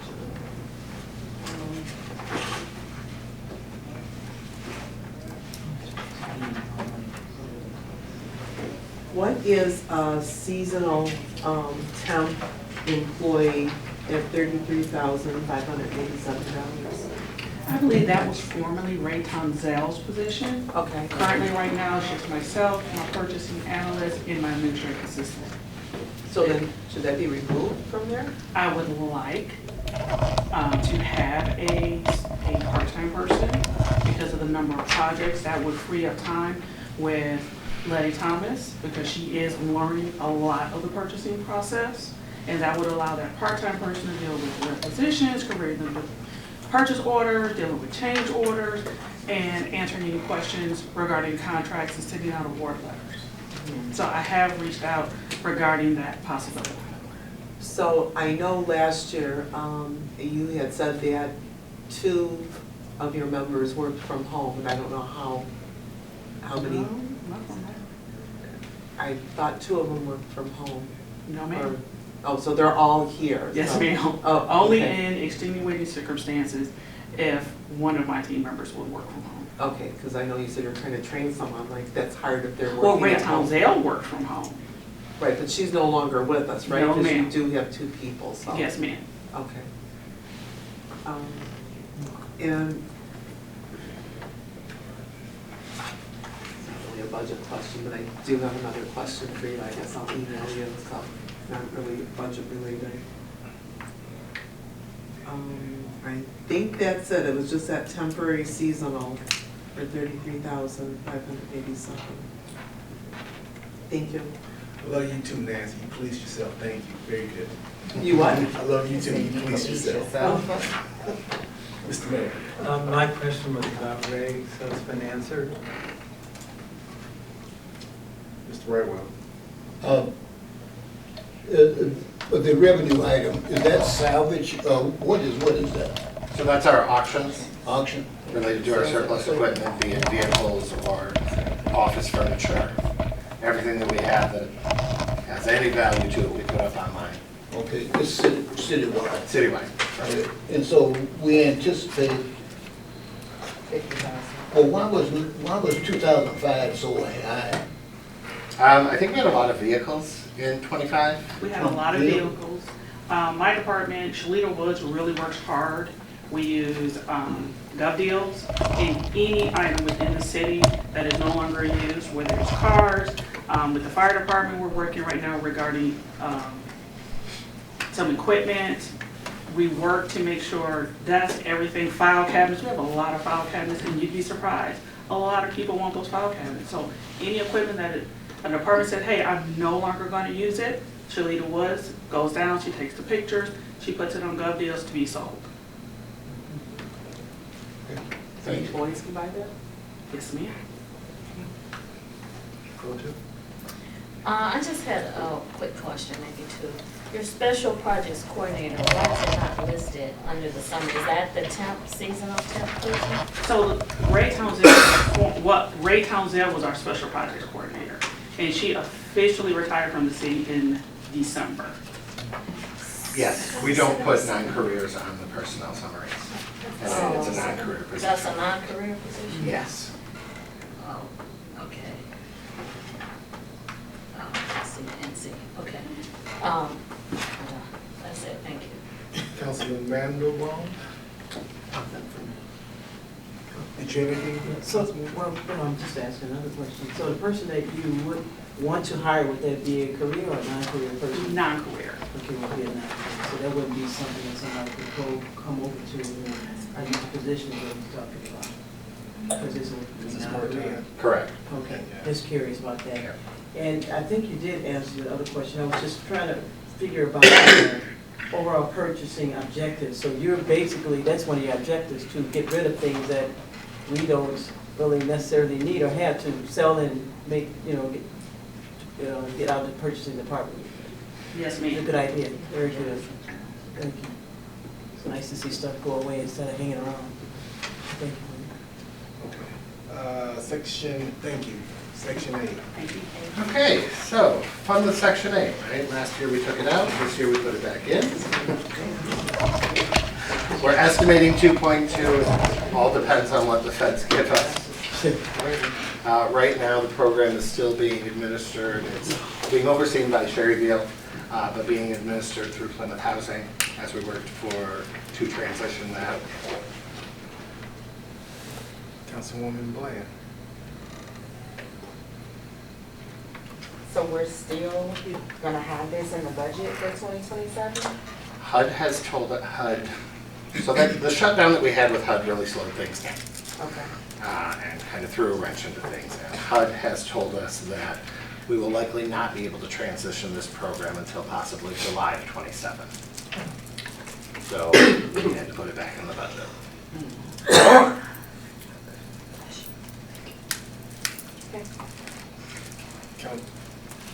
Councilwoman Banks. And I guess my question to piggyback off of that, why? I mean, I'm not sure. I mean, that's a I don't know if I really good understand. question. I don't know if I understand. So there are reporting, so the Plymouth Housing Commission's fiscal year was September 30th. In the reporting that happened, the 60-some days after, it fell in the period of the federal shutdown. And so this is a housing commission that's had an outstanding CMAP score for 20-plus years. One of the largest housing commissions in the state, outside of MISTA, which is not actually a housing commission, or the city of Detroit. So their score fell into a position, and the review process, because of the shutdown, they couldn't review it, so we're going through that. We have a scope of work, and it's my intent, because the goal for us is get out of the auditing obligation, is to put that cost onto the commission for next year. So I think we got to continue to work our way through it. In prior years, I would have called the state director and had a conversation, but frankly, with the new president, there's been such a shakeup in there, I'm not sure that's the strategy. I would have called Mike Polsinelli and said, Mike, this is happening, help me to know. And so I'll continue to review it. I'll be in Lansing next week. I hope to get an opportunity to interact with some folks, but I think administratively, they're just working by the books. HUD, a number of years, put out 2 windows of opportunity, January and July, but we're going to have to go through a CMAP cycle with Plymouth. And they are appealing, but HUD Washington has basically said, don't wait. Just kind of, I'll just say this, executive, just a little footnote, the executive director of the Plymouth Housing Commission was an advisor to the losing presidential candidate at a very high level. I just make footnote, I think one thing and move on. Thank you. Mr. Mayor? Well, I was confused about this too. I assumed it was here because we're giving the money over to Plymouth. It'll continue to come through the Southfield Housing Commission. Interesting thing, the HUD didn't even want to talk to the city staff. They said they wanted to talk to the Housing Commission employee. I had to point out, we're an anomaly. This is the only housing commission that I know that doesn't have its own federal ID number, do its own audit, or have its own employees. And the only one that I know of, the employees are covered by a collective bargaining agreement. And they closed the Michigan office. They moved it to Chicago. Just like his site.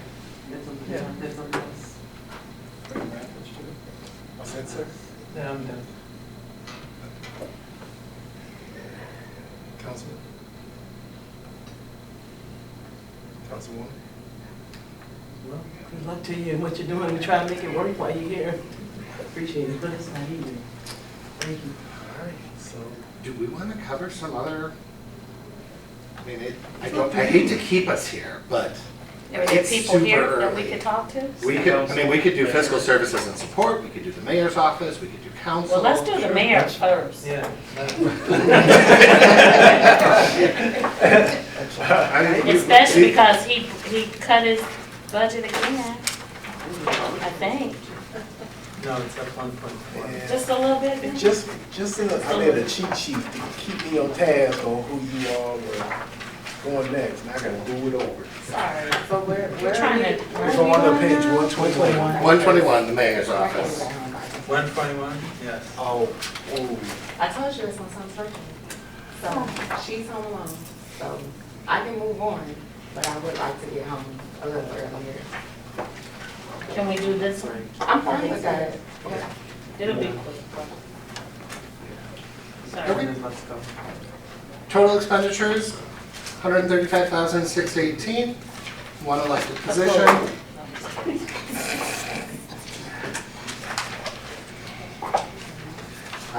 The increase over the current year is related to the LOCC's determination. I'm sorry, related to the what? LOCC's determination, the salary increase. Thank you. My two people are part-time and on no benefits. They have their school retiree benefits, so.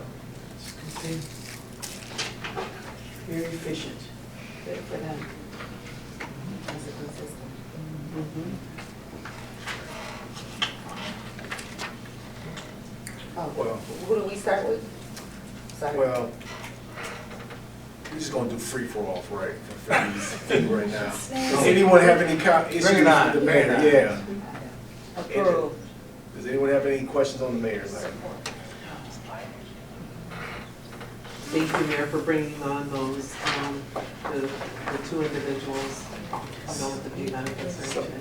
What would that look like if we did have to vote? Well, when I became mayor, I cut the budget in half because Brenda had 1.5 people, plus a car, and a credit card, and a gas card, and memberships to a whole bunch of things that I just did away with. So respectfully, hearing what you just said, can we do? No, we can keep going. I can always just leave. Can we, no. No, Can- I'm These serious. are quick ones. They're very quick. If we do council Uh-huh. and attorney and them, fiscal services. I'm okay with whatever you all. Then what are we Can I gonna do May suggest 13th? Yeah. Since, as long Stay as on we have her, let's do theirs. Maybe cancel the meeting. Yeah. Because I would love to. Why don't We we did. why don't we cancel Thursday and move it to Wednesday? We did it last year, we canceled the meeting. I'm saying let's keep going. I just don't Let's do fiscal services. Keep going. Fiscal want to services. keep this. Okay. Fiscal services is on page 100.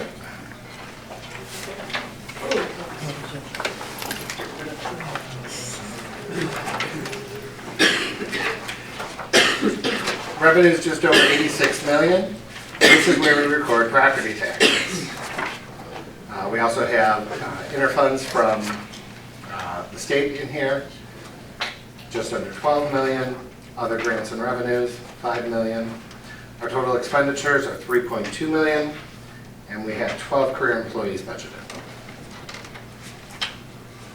And right now, I do have one open accounting position. Anyone have any questions?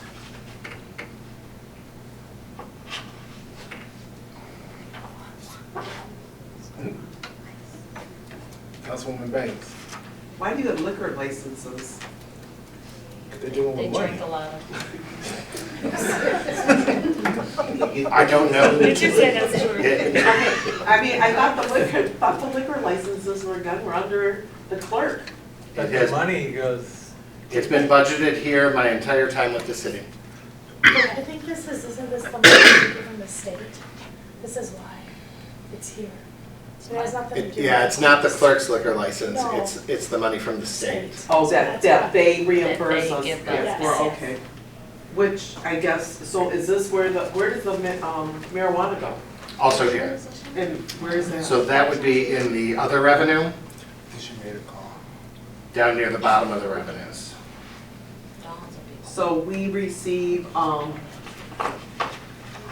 $133,000. Not all of that is marijuana. Most of it is, I think it was 108,000 this year. I thought 118, Yeah, I'm sorry. Hold on, I'm read. working off memory here. I think it was 118. I had eyes on it.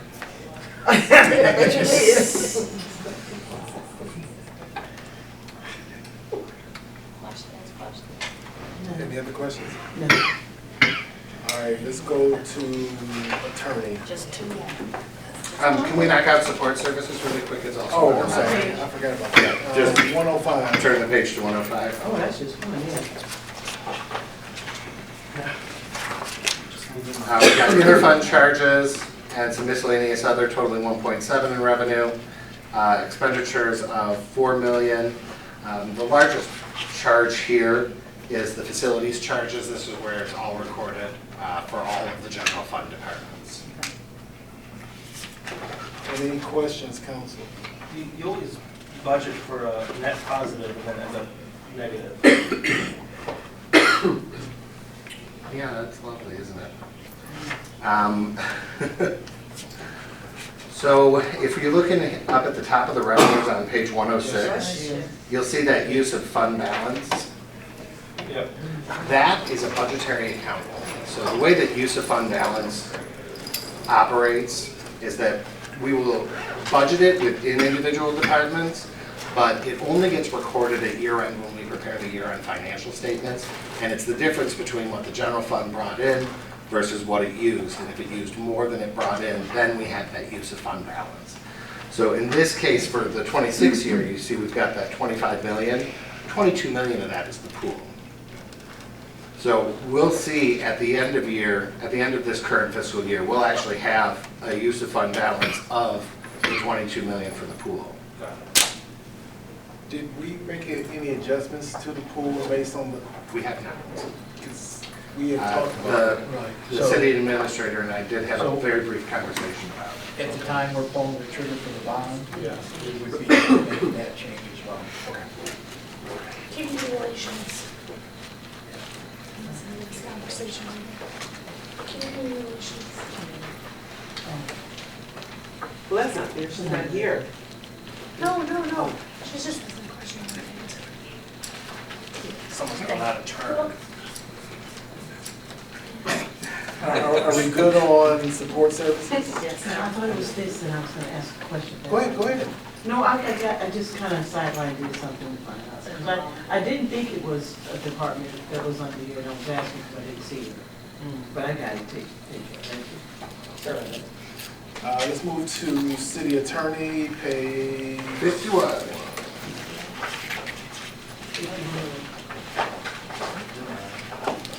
Total expenditures just over 1.3 million, 6.5 career employees. And that does include the 2 new flex attorneys. Oh, okay. It's still below from last year.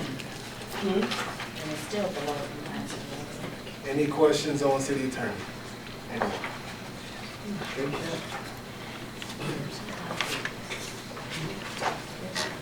All right, let's move to city council. City council's page 60.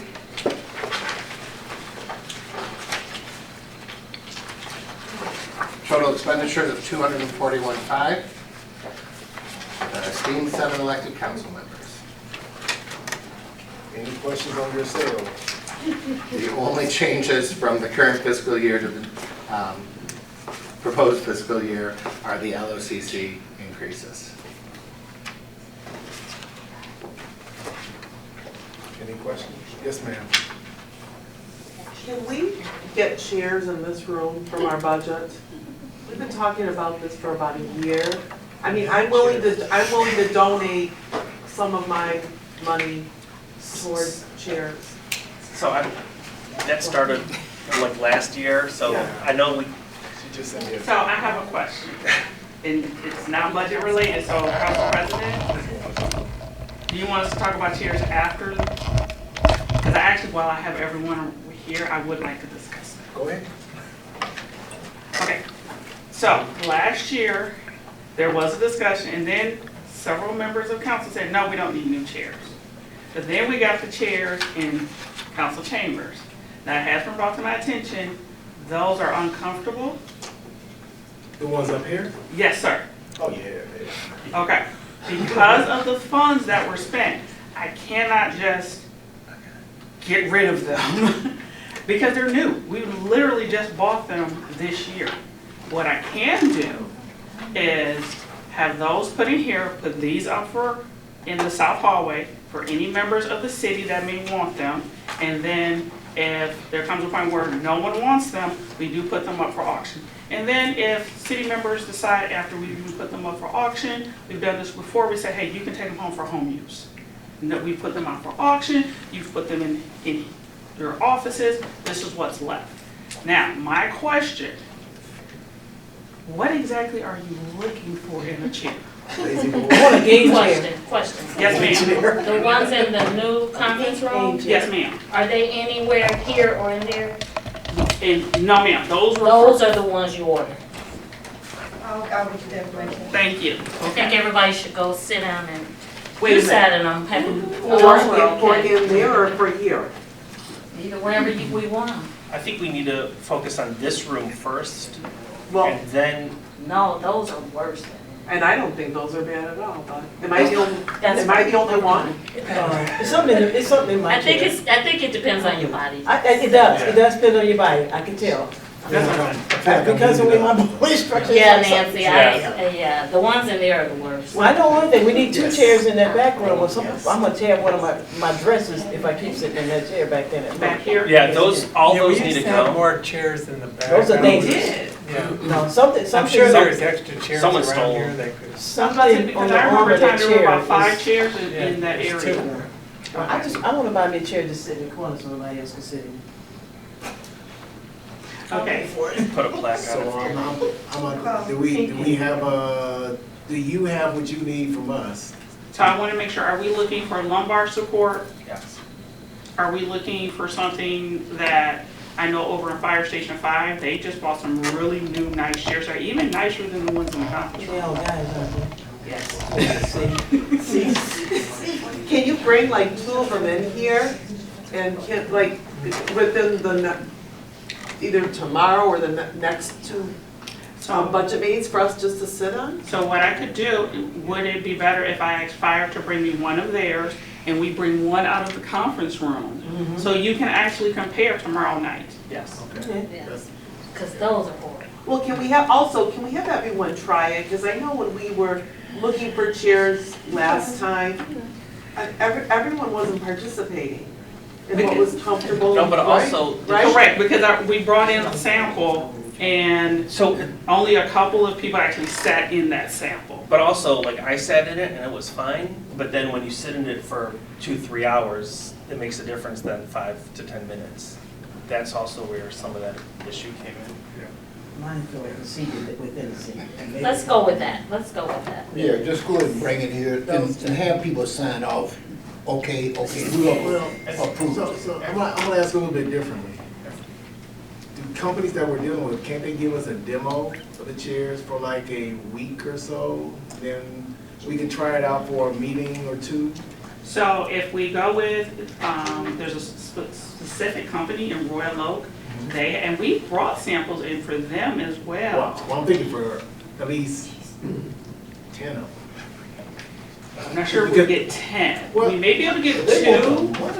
We may be able to get 2. And what can happen is maybe for a couple of weeks, you can rotate that sample out. One person can sit in it this week, another person can sit in it another week. We could possibly do that. I know Staples will bring in samples.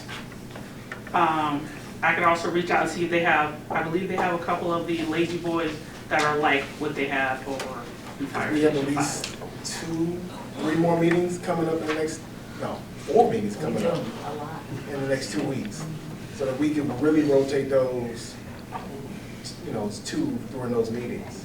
So if I can, first can I bring in? Oh yeah, the ones you have. Yes, Yes. and then get the other ones in here, Yeah. and let's see what we can do from there. Because we may stop after those. Do they all have to be black? those are gonna be for in here or for up there? I'm thinking both. I'm thinking both. Well, she said they spent a lot of money on the chairs up there. So we have to utilize those chairs. How much did they cost each? Those up there, they were just a little under $200. $200? Yes, ma'am. Well, you know what Those though, are you could bring them in cheap. here, because Councilwoman Haynes is correct. Somebody's gonna hurt themselves in here. I scratched So you got one at the desk, 3 could go around the table, so that's at least 4. That's 4. Please let people know they can't. We'll just figure out walk. where to put the other 3 if they just sit in here. Okay. They'll get sat on. So they all have to be black? Well, you want a blue? Oh, come on, yes. She wants to mark her chair. No. Okay, let's. I'll find my own chair and leave here. Okay. Let's, we Are we good? done, attorney? So, yeah, so my only question was the chair. Okay. Any other questions on council? Thank you. City attorney. We did that. City attorney. Can you talk about the clerk? My bad. Funny joke.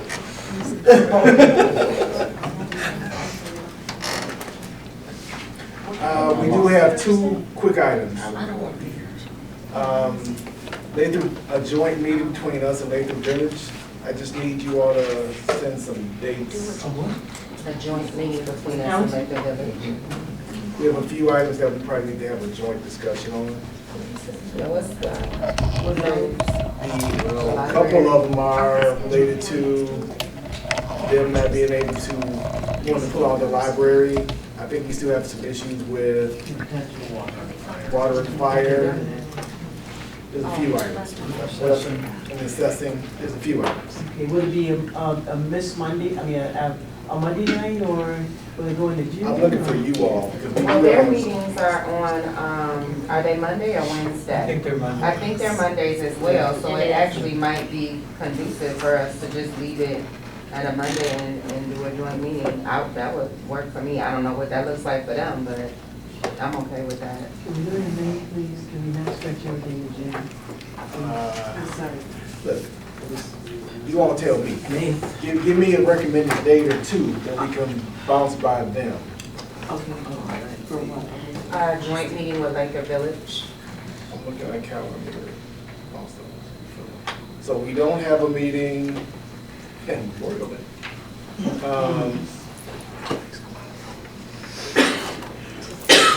June 1st, we're gonna have one. I'm not sure if it's too soon. Any issues June 1st, anyone? Or June 22nd? No. Okay.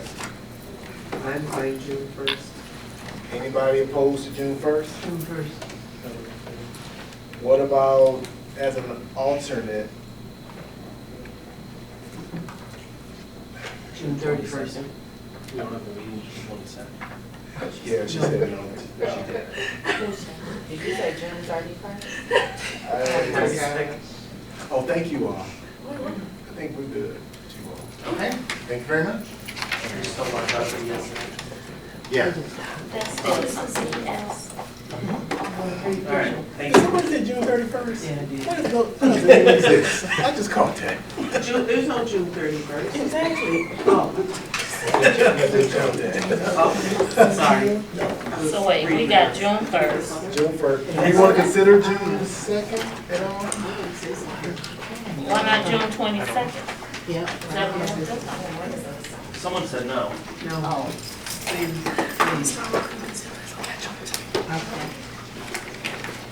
So go with. We already have a meeting June 22nd. No, we don't. No, we don't. No, we don't. Oh, that's the Detroit fireworks. No. Yep. There you go. Sorry. You always tell me don't mention your children. Can we just give them June 1st, June 2nd? Yeah. Otherwise, we put it, Yes, yeah, actually, I'm looking. Thank you. Last week. Thank you all. Bye-bye. Thanks. Can't wait. So, other item, you all, some of council got a letter in their box, and most of us, including me, did not. So we got copied and sent to you all, or handed to you all just now. Not saying we should discuss or act on it. I mean, my recommendation, when I spoke to Dawn about it, was that it goes to the named party, acting human resources director, Dawn, and the administrator for now, is the suggestion. Any other thoughts other than what I stated? Yes, ma'am. I have a concern when someone cannot put their name to something. I don't. I mean, when it comes to the council, I have a concern that there's no name. There's no reason that they can't either contact us individually. If they don't want to put their name, they can make a telephone call. We're all accessible. And I'll just say the second, I guess you could say what, the third paragraph.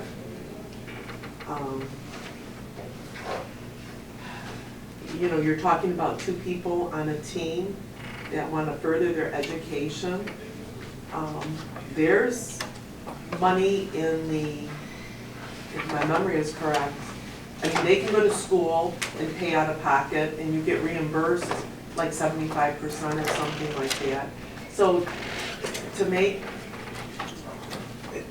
this statement, I mean, I personally object to something like that. I mean, I haven't read this whole thing, but the fact that they couldn't be strong enough to put a name to it, to me, this means nothing. And we had something similar a few weeks ago, and if my memory is correct, that's what council said around here. There's no name, so this means nothing. Well, and it turned out to be false. It was false. I can't remember what it was. There was no name, but it was false. So I do want to comment on the part about the presentation that was made at council. That individual put his picture all through it. And I'm correct, Fred, you said it was inappropriate. Who's the clerk? The clerk assigned the task to a staff member, and he's the clerk. He's ultimately responsible. I saw that initial presentation, and the staff member was acting like they're the clerk. That to me, they're out of place. You know, I didn't hear you. I said bless you. Somebody sneezed. Somebody sneezed. Oh, thank you. No. You know, you have staff to do things for you, but ultimately, I'm sure Charles and any one of you have people that do things for you, but yet ultimately you're the supervisor. It's and I don't know what Mr. Grothbart said to that employee that prepared it. I wouldn't know, but certainly you could thank him, but I thought that was inappropriate. And I think they're out of place. So, any other, my suggestion, is there anything that you all think we should do differently? Follow the process. What is the process? Well, the meeting's not over. This wasn't on the agenda. The meeting's not over. What are you saying? Oh, maybe. But this wasn't on the Alright. agenda, what you Okay. I think, I mean, we still have to, Discussion. Yeah, it's part of the meeting, so. Yeah, the we meeting can't is not turn it over, off. so Yeah. I mean, I don't, Okay, I don't want to be thought part we of something that's not. Well, I'm sorry, I'm very, I haven't been here for another clerk. I do not understand what the process is when we get a letter. And I mean, I work in automotive, so whistleblower is a thing where I am and with the Board of Education as well. So what is this? that's, I'm sorry. No, I'm just trying to understand So my what the thought process is, is. it's similar, Okay. right? Which is why I leaned into interim human resources, city attorney, administrator, because he's over HR, and we get updates. So is that the documented process here? I heard Yeah. Councilman Mandelbaum said, let's follow the process. So I'm just asking because I also heard that certain people got this in their mailbox and the choice was made to give us all copies, and thank you for whoever made that choice. I appreciate that. I didn't get it. I didn't. Just gave it to you. Yeah, I know, Oh. but I'm saying. No, but that's what I'm saying, someone got it in there, and I'm saying thank you for sharing it with everyone, right? Because I think that was the right thing to do. But my question is, when you have, because quite frankly, if I were to receive this letter, then I have a process that I'm supposed to follow and act accordingly. So I'm asking, just for my edification, what is the process when this happens? So I can just echo, or do you want? Well, the first thing I want to say is this situation, because it is anonymous, it's a little different. But say there was a signature, if it was an ACS employee, they go to HR and go through that process. If they're a union employee, then they're gonna go to their union reps. However, we have an anonymous author, but I think we still follow that process because we need to review it internally and then update council to say, okay, we met with HR, administration, legal, and obviously, you know, the clerk, and said, okay, there's something, so we want to get a hold of whatever's going on, whether it's not true or if it's true or somewhere in between. There's something going on that we want to address, so we would start with HR, administration, and I'm legal. sorry, but were you talking about our process? Yeah.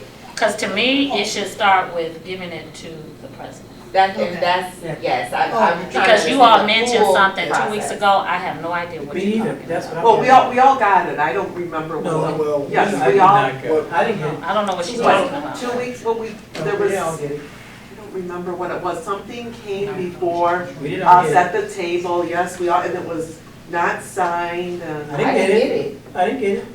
Well, I think she has to remember, because you're saying we talked about it, because I just don't know what you're talking about. Are you talking about the one in Public Works? No, so that goes to. Maybe it was address a public, people doing I don't. Public Works? Okay, it But was anyway, public our works. process should see be, that.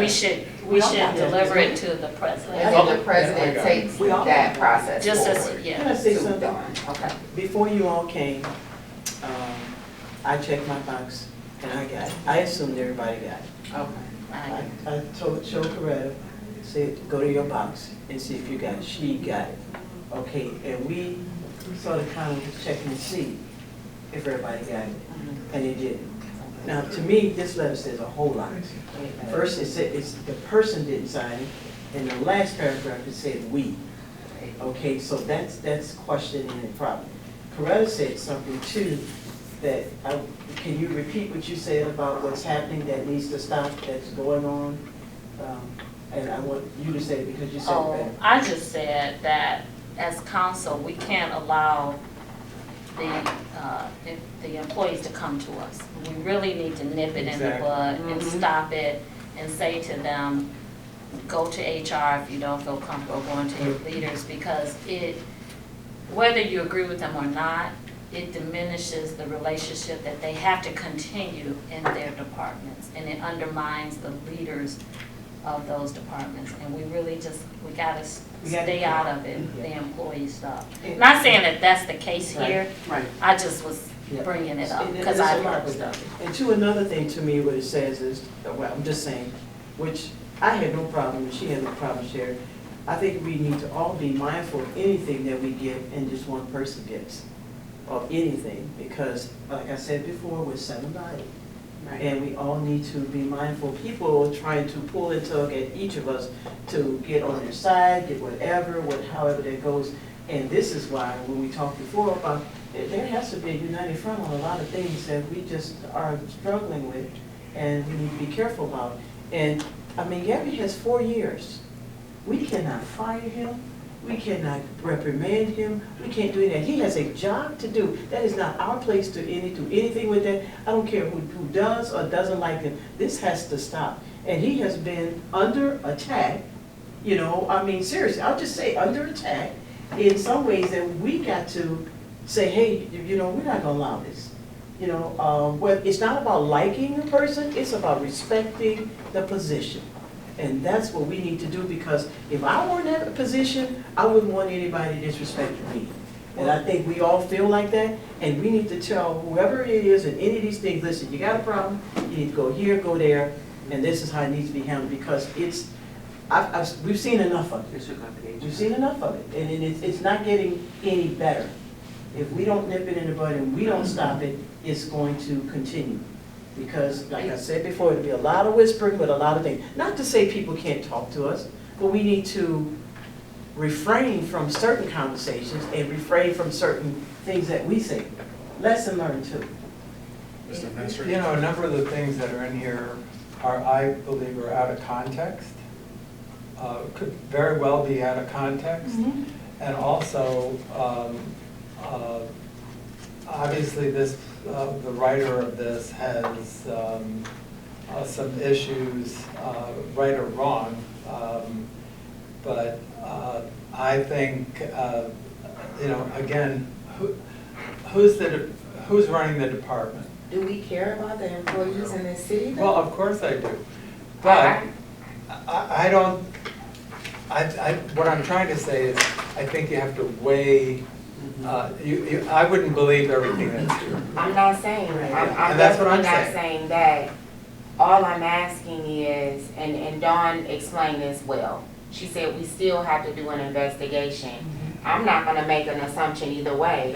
Yeah, What I can say is this, somebody took time to write something, and I'm one of these, I'm a person, and excuse my, you know, I'm not saying this in any offensive way, but one thing that the COO of Kentucky Truck used to always say is put all the liars in one room. That was always his phrase. He said, you'll get the truth if you put all the liars in one room. And I used to always laugh until I actually saw that in action. And I'm one of those people that there's truth in every lie, right? Someone's truth may not be a fact, but let me tell you something. People quit because of culture. They don't always leave because of money. And one thing since I've been here is this is a very interesting culture. Very. And the environment is different. And from what I can hear, I hear people saying HR, who's HR? At this point in time, we could barely get through, you know, certain things because HR does not, leadership in HR doesn't exist. So I'm not saying that anybody is wrong about what they're saying or that the clerk is right. All I'm saying is when employees feel valued and heard, you start to see a change in the culture. I just don't think we can necessarily be dismissive. I agree completely with Pro Tem Hogue though. We can't make this a practice because it sets a precedent. So there is a line in the sand. I do also think that when you say HR, who is it, right? Because HR is a human resource and normally you try to have retention and leadership in HR because you want to build trust.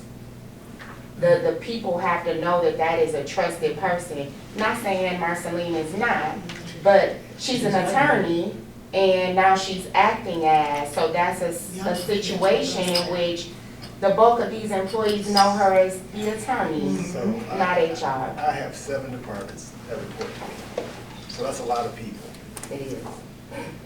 I have an open door so that if people aren't feeling comfortable, that they can come to me. Or if I have a problem, we have protocol where they can go above me to address me if I'm causing any kind of concern. If somebody's feeling compelled to write something down and not put their name, they're in fear of retaliation. And we don't know if it's just that one person. Or person. Right, yeah, right. But I agree with Ken also that, you know, you can't, just because it's written doesn't mean it's all true. fact-based, right? So, you know, and I hear what you're saying that, you know, Gabi has been under attack as well. Gabi. The clerk. Mr. Clerk. The clerk. But here's the thing, it's Coretta Day. Quoting Coretta. Next Tuesday, not Tuesday. He signed up for it. Oh, yeah, he We signed up for it. And we get it all. I think we all get hit. And I'm not, at and times. I get that. Right. What I'm saying to that is this. Yeah. If it were me, and this letter were about me, I'm gonna tell you the first thing I would do. I would have a talk with every one of my employees all together.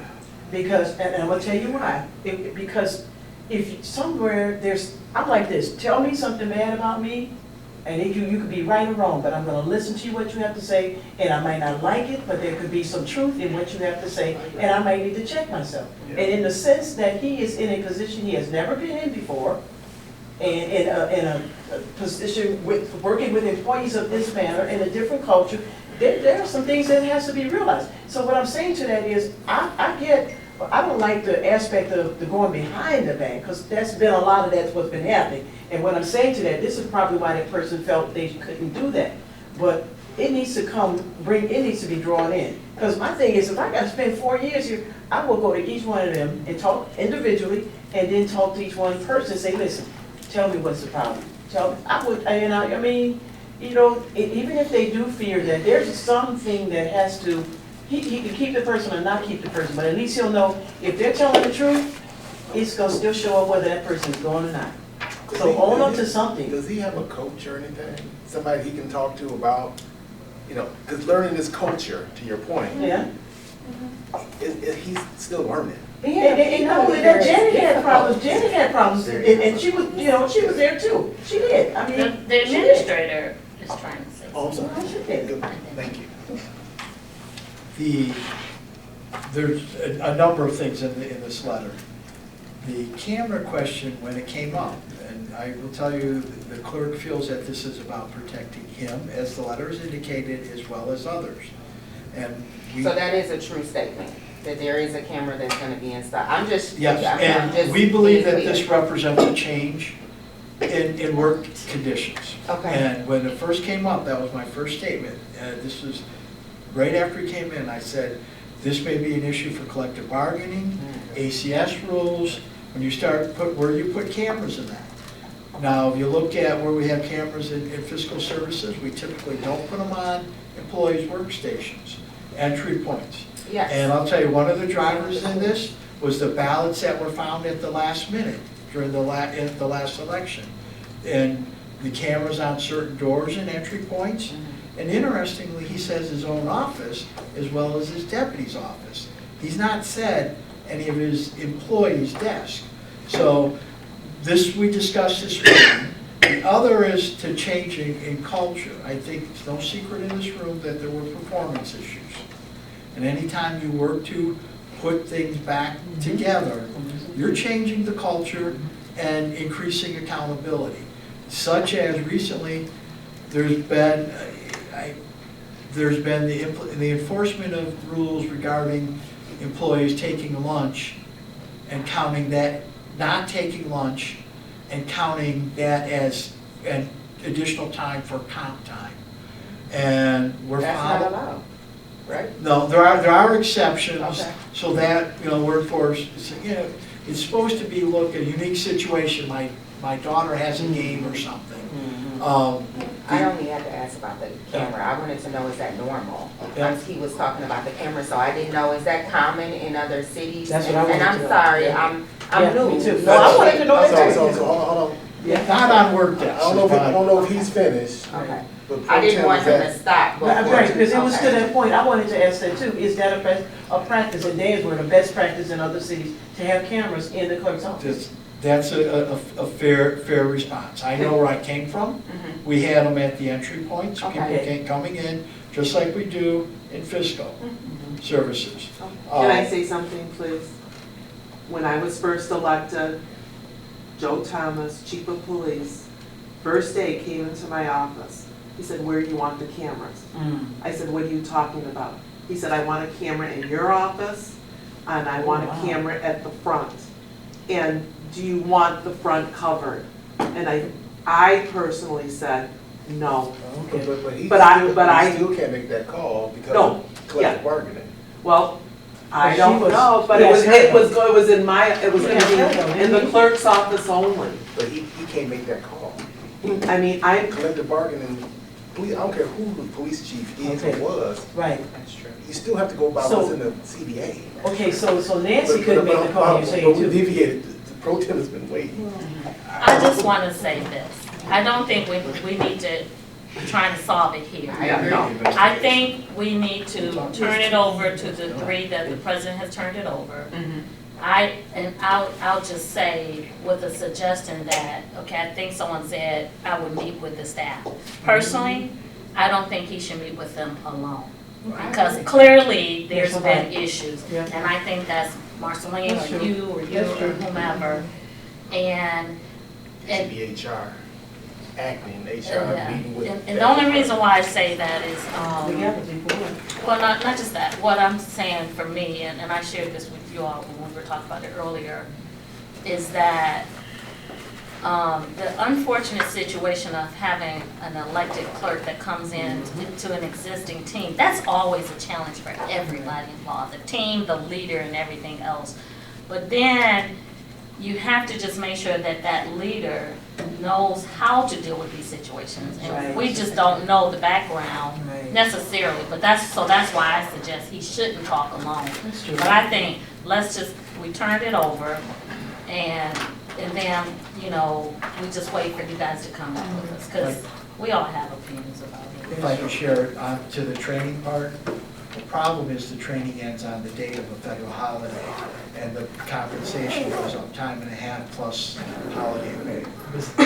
So, and I know the clerk let the national agency group know, why is this conference ending on the holiday? So that was another part of that. You go into training, ends on a Friday, national holidays, it pulled a very high compensation figure. Coming back, I think, from Kalamazoo?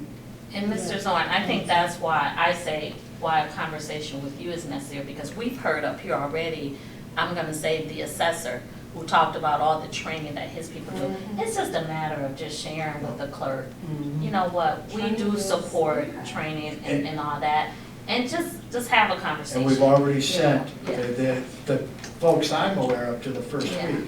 This was the second week, and it pulled into this, wait a minute, this is now holiday pay. And why a statewide agency would do this? Shame on them. It's just. Somebody trying to have a good time on city. I also think that I'm guilty of this. Maybe none of you were, but there are times where I've said things that came out wrong. And it wasn't my intention. So maybe none of you have done that, but I know I have. I agree. I think that Pro Tem Hope said everything correctly. I totally agree with everything. And, you gotta give grace, because everybody's not meant to be a people leader. And it takes a while to learn how to manage people. A lot of people can manage things. Right. But managing everyone's personalities and character, that is difficult.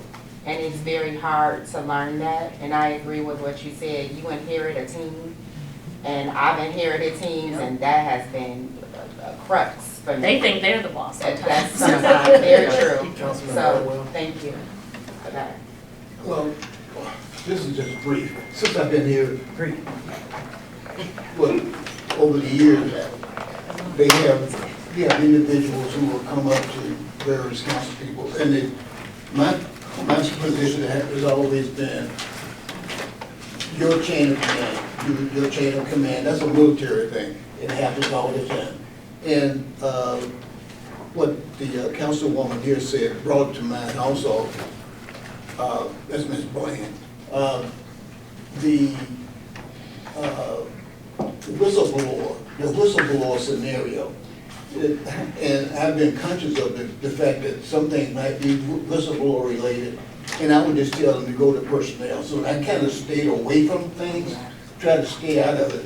And people have been fired who come up and want me to get back and get the chain of command that you deal with. And so I haven't digested this 100%, but I think if it's a chain of command scenario, if it stays in that office, as long as that person, if it's one or two people did this, as long as they have an avenue to vent, whether it's personnel and or internally, the chain of command, they should be satisfied. If it's union related, there's so many things here that it has to be as a council person, that is, and that is served me well since I've been here. And it's chain of command, take it up, and or go to personnel, and or your union. So, Councilwoman Haynes and then Banks. I'm gonna say this, it may be related, it may not be related. We talk about culture, we talk about people. A lot of it starts with how we treat people. And I'm just gonna say this, and this is something that I've been noticing that we need to change in the culture here. When we were growing up in the South, we were always taught to look up at people and speak to them. Say hello, look a person in the face. A lot of this culture and stuff, sometimes it breeds from people with, I don't know what's going on, but we need to get into the atmosphere of that here, because there are some people in the employees and work in this building, and they have developed, I don't know, some type of, whether they like us or not, but there's a respect manner, and it needs to be hello, good morning, good evening, or whatever. When you and these employees need to be taught this, and I see it a lot. I'm not calling any names, but this type of thing, and that could be with these. She gave me a list. I'll give it to you. That could be with these people that's in that office, and you walk in and you walk in and somebody don't speak to you, don't talk, and don't know how to address it. That sends a message, and it sets the spirit and the tone of that room. So I don't know if that goes there, but I know, and Janet did have some issues there, because I talked with her, and I'm gonna tell you, she was one to keep quiet about a lot of things, but she bore a lot of it. And so a lot of this is still some of that's there. And we got a different generation and culture of people growing up today that some just don't have no tact, no coof, no manners, or whatever. We need to, if it's training, whatever, y'all, it just gotta happen, because a lot of that, there's a movie, and it's an old movie, and it's two old white guys, and he said, what the hell happened here? He said, it started with not saying, yes ma'am. I don't remember the movie, but it's just talking about respect. And that's a lot of what's happening here. And it triggers a whole lot of things. Because if you feel you can't come to somebody and talk to somebody, something's going on somewhere in there, and it's breeding sometimes here. We need to check it. I spoke to somebody, and I keep speaking to them, and they don't speak. And how do you come in this environment and be like that? So just look at that, and we need to check that. Can I confirm only 2 members on council received this? Yes. As I'm reading this last paragraph, that's, Yep. And that's not an honor to me. And what, you and? Yeah, but I don't know why. I don't either. Well, I just well, opened don't know why well, they either. said I why on here, because they feel that you demand change, you would help to demand change. Well, we I've all given do. this, no, I understand, but I'm after reading this. But I'm last not honored paragraph. I'm not honored by that. No, I seriously. understand, and I want to say thank you for sharing this with us. When I first read it, I'm like, whoa. When I read it again, I'm like, nope. And personally, I don't really know anybody in there like that. I'm just gonna straight up tell you that. I don't know anybody in there like that, and that is, I just met. Everybody that office that's in there now, I just met. I put it to you like this. I don't know nobody in this city like I knew Mike. I put it to you like that. Since you want to be, I just put it out there, okay? Yeah. Now, y'all know what I'm talking about. I don't know who they are. That's what I'm saying. And let's keep it real. That's me. I don't have no friends. Happy birthday to your son. Is it your birthday? No, our son's birthday. How old is he? Today? Yes. Happy birthday. You said how old? 25? My daughter did that. Ooh, hold on, that's a celebration for you. That's a celebration for you, ain't it? Falling off my insurance next year. I can't wait till that one comes in 25. They should let them stay on. Anything else, council? I have something to talk about, but we're gonna discuss another time, because we all ready to go. Meeting I am adjourned. too. Meeting adjourned. Amen. See you all tomorrow.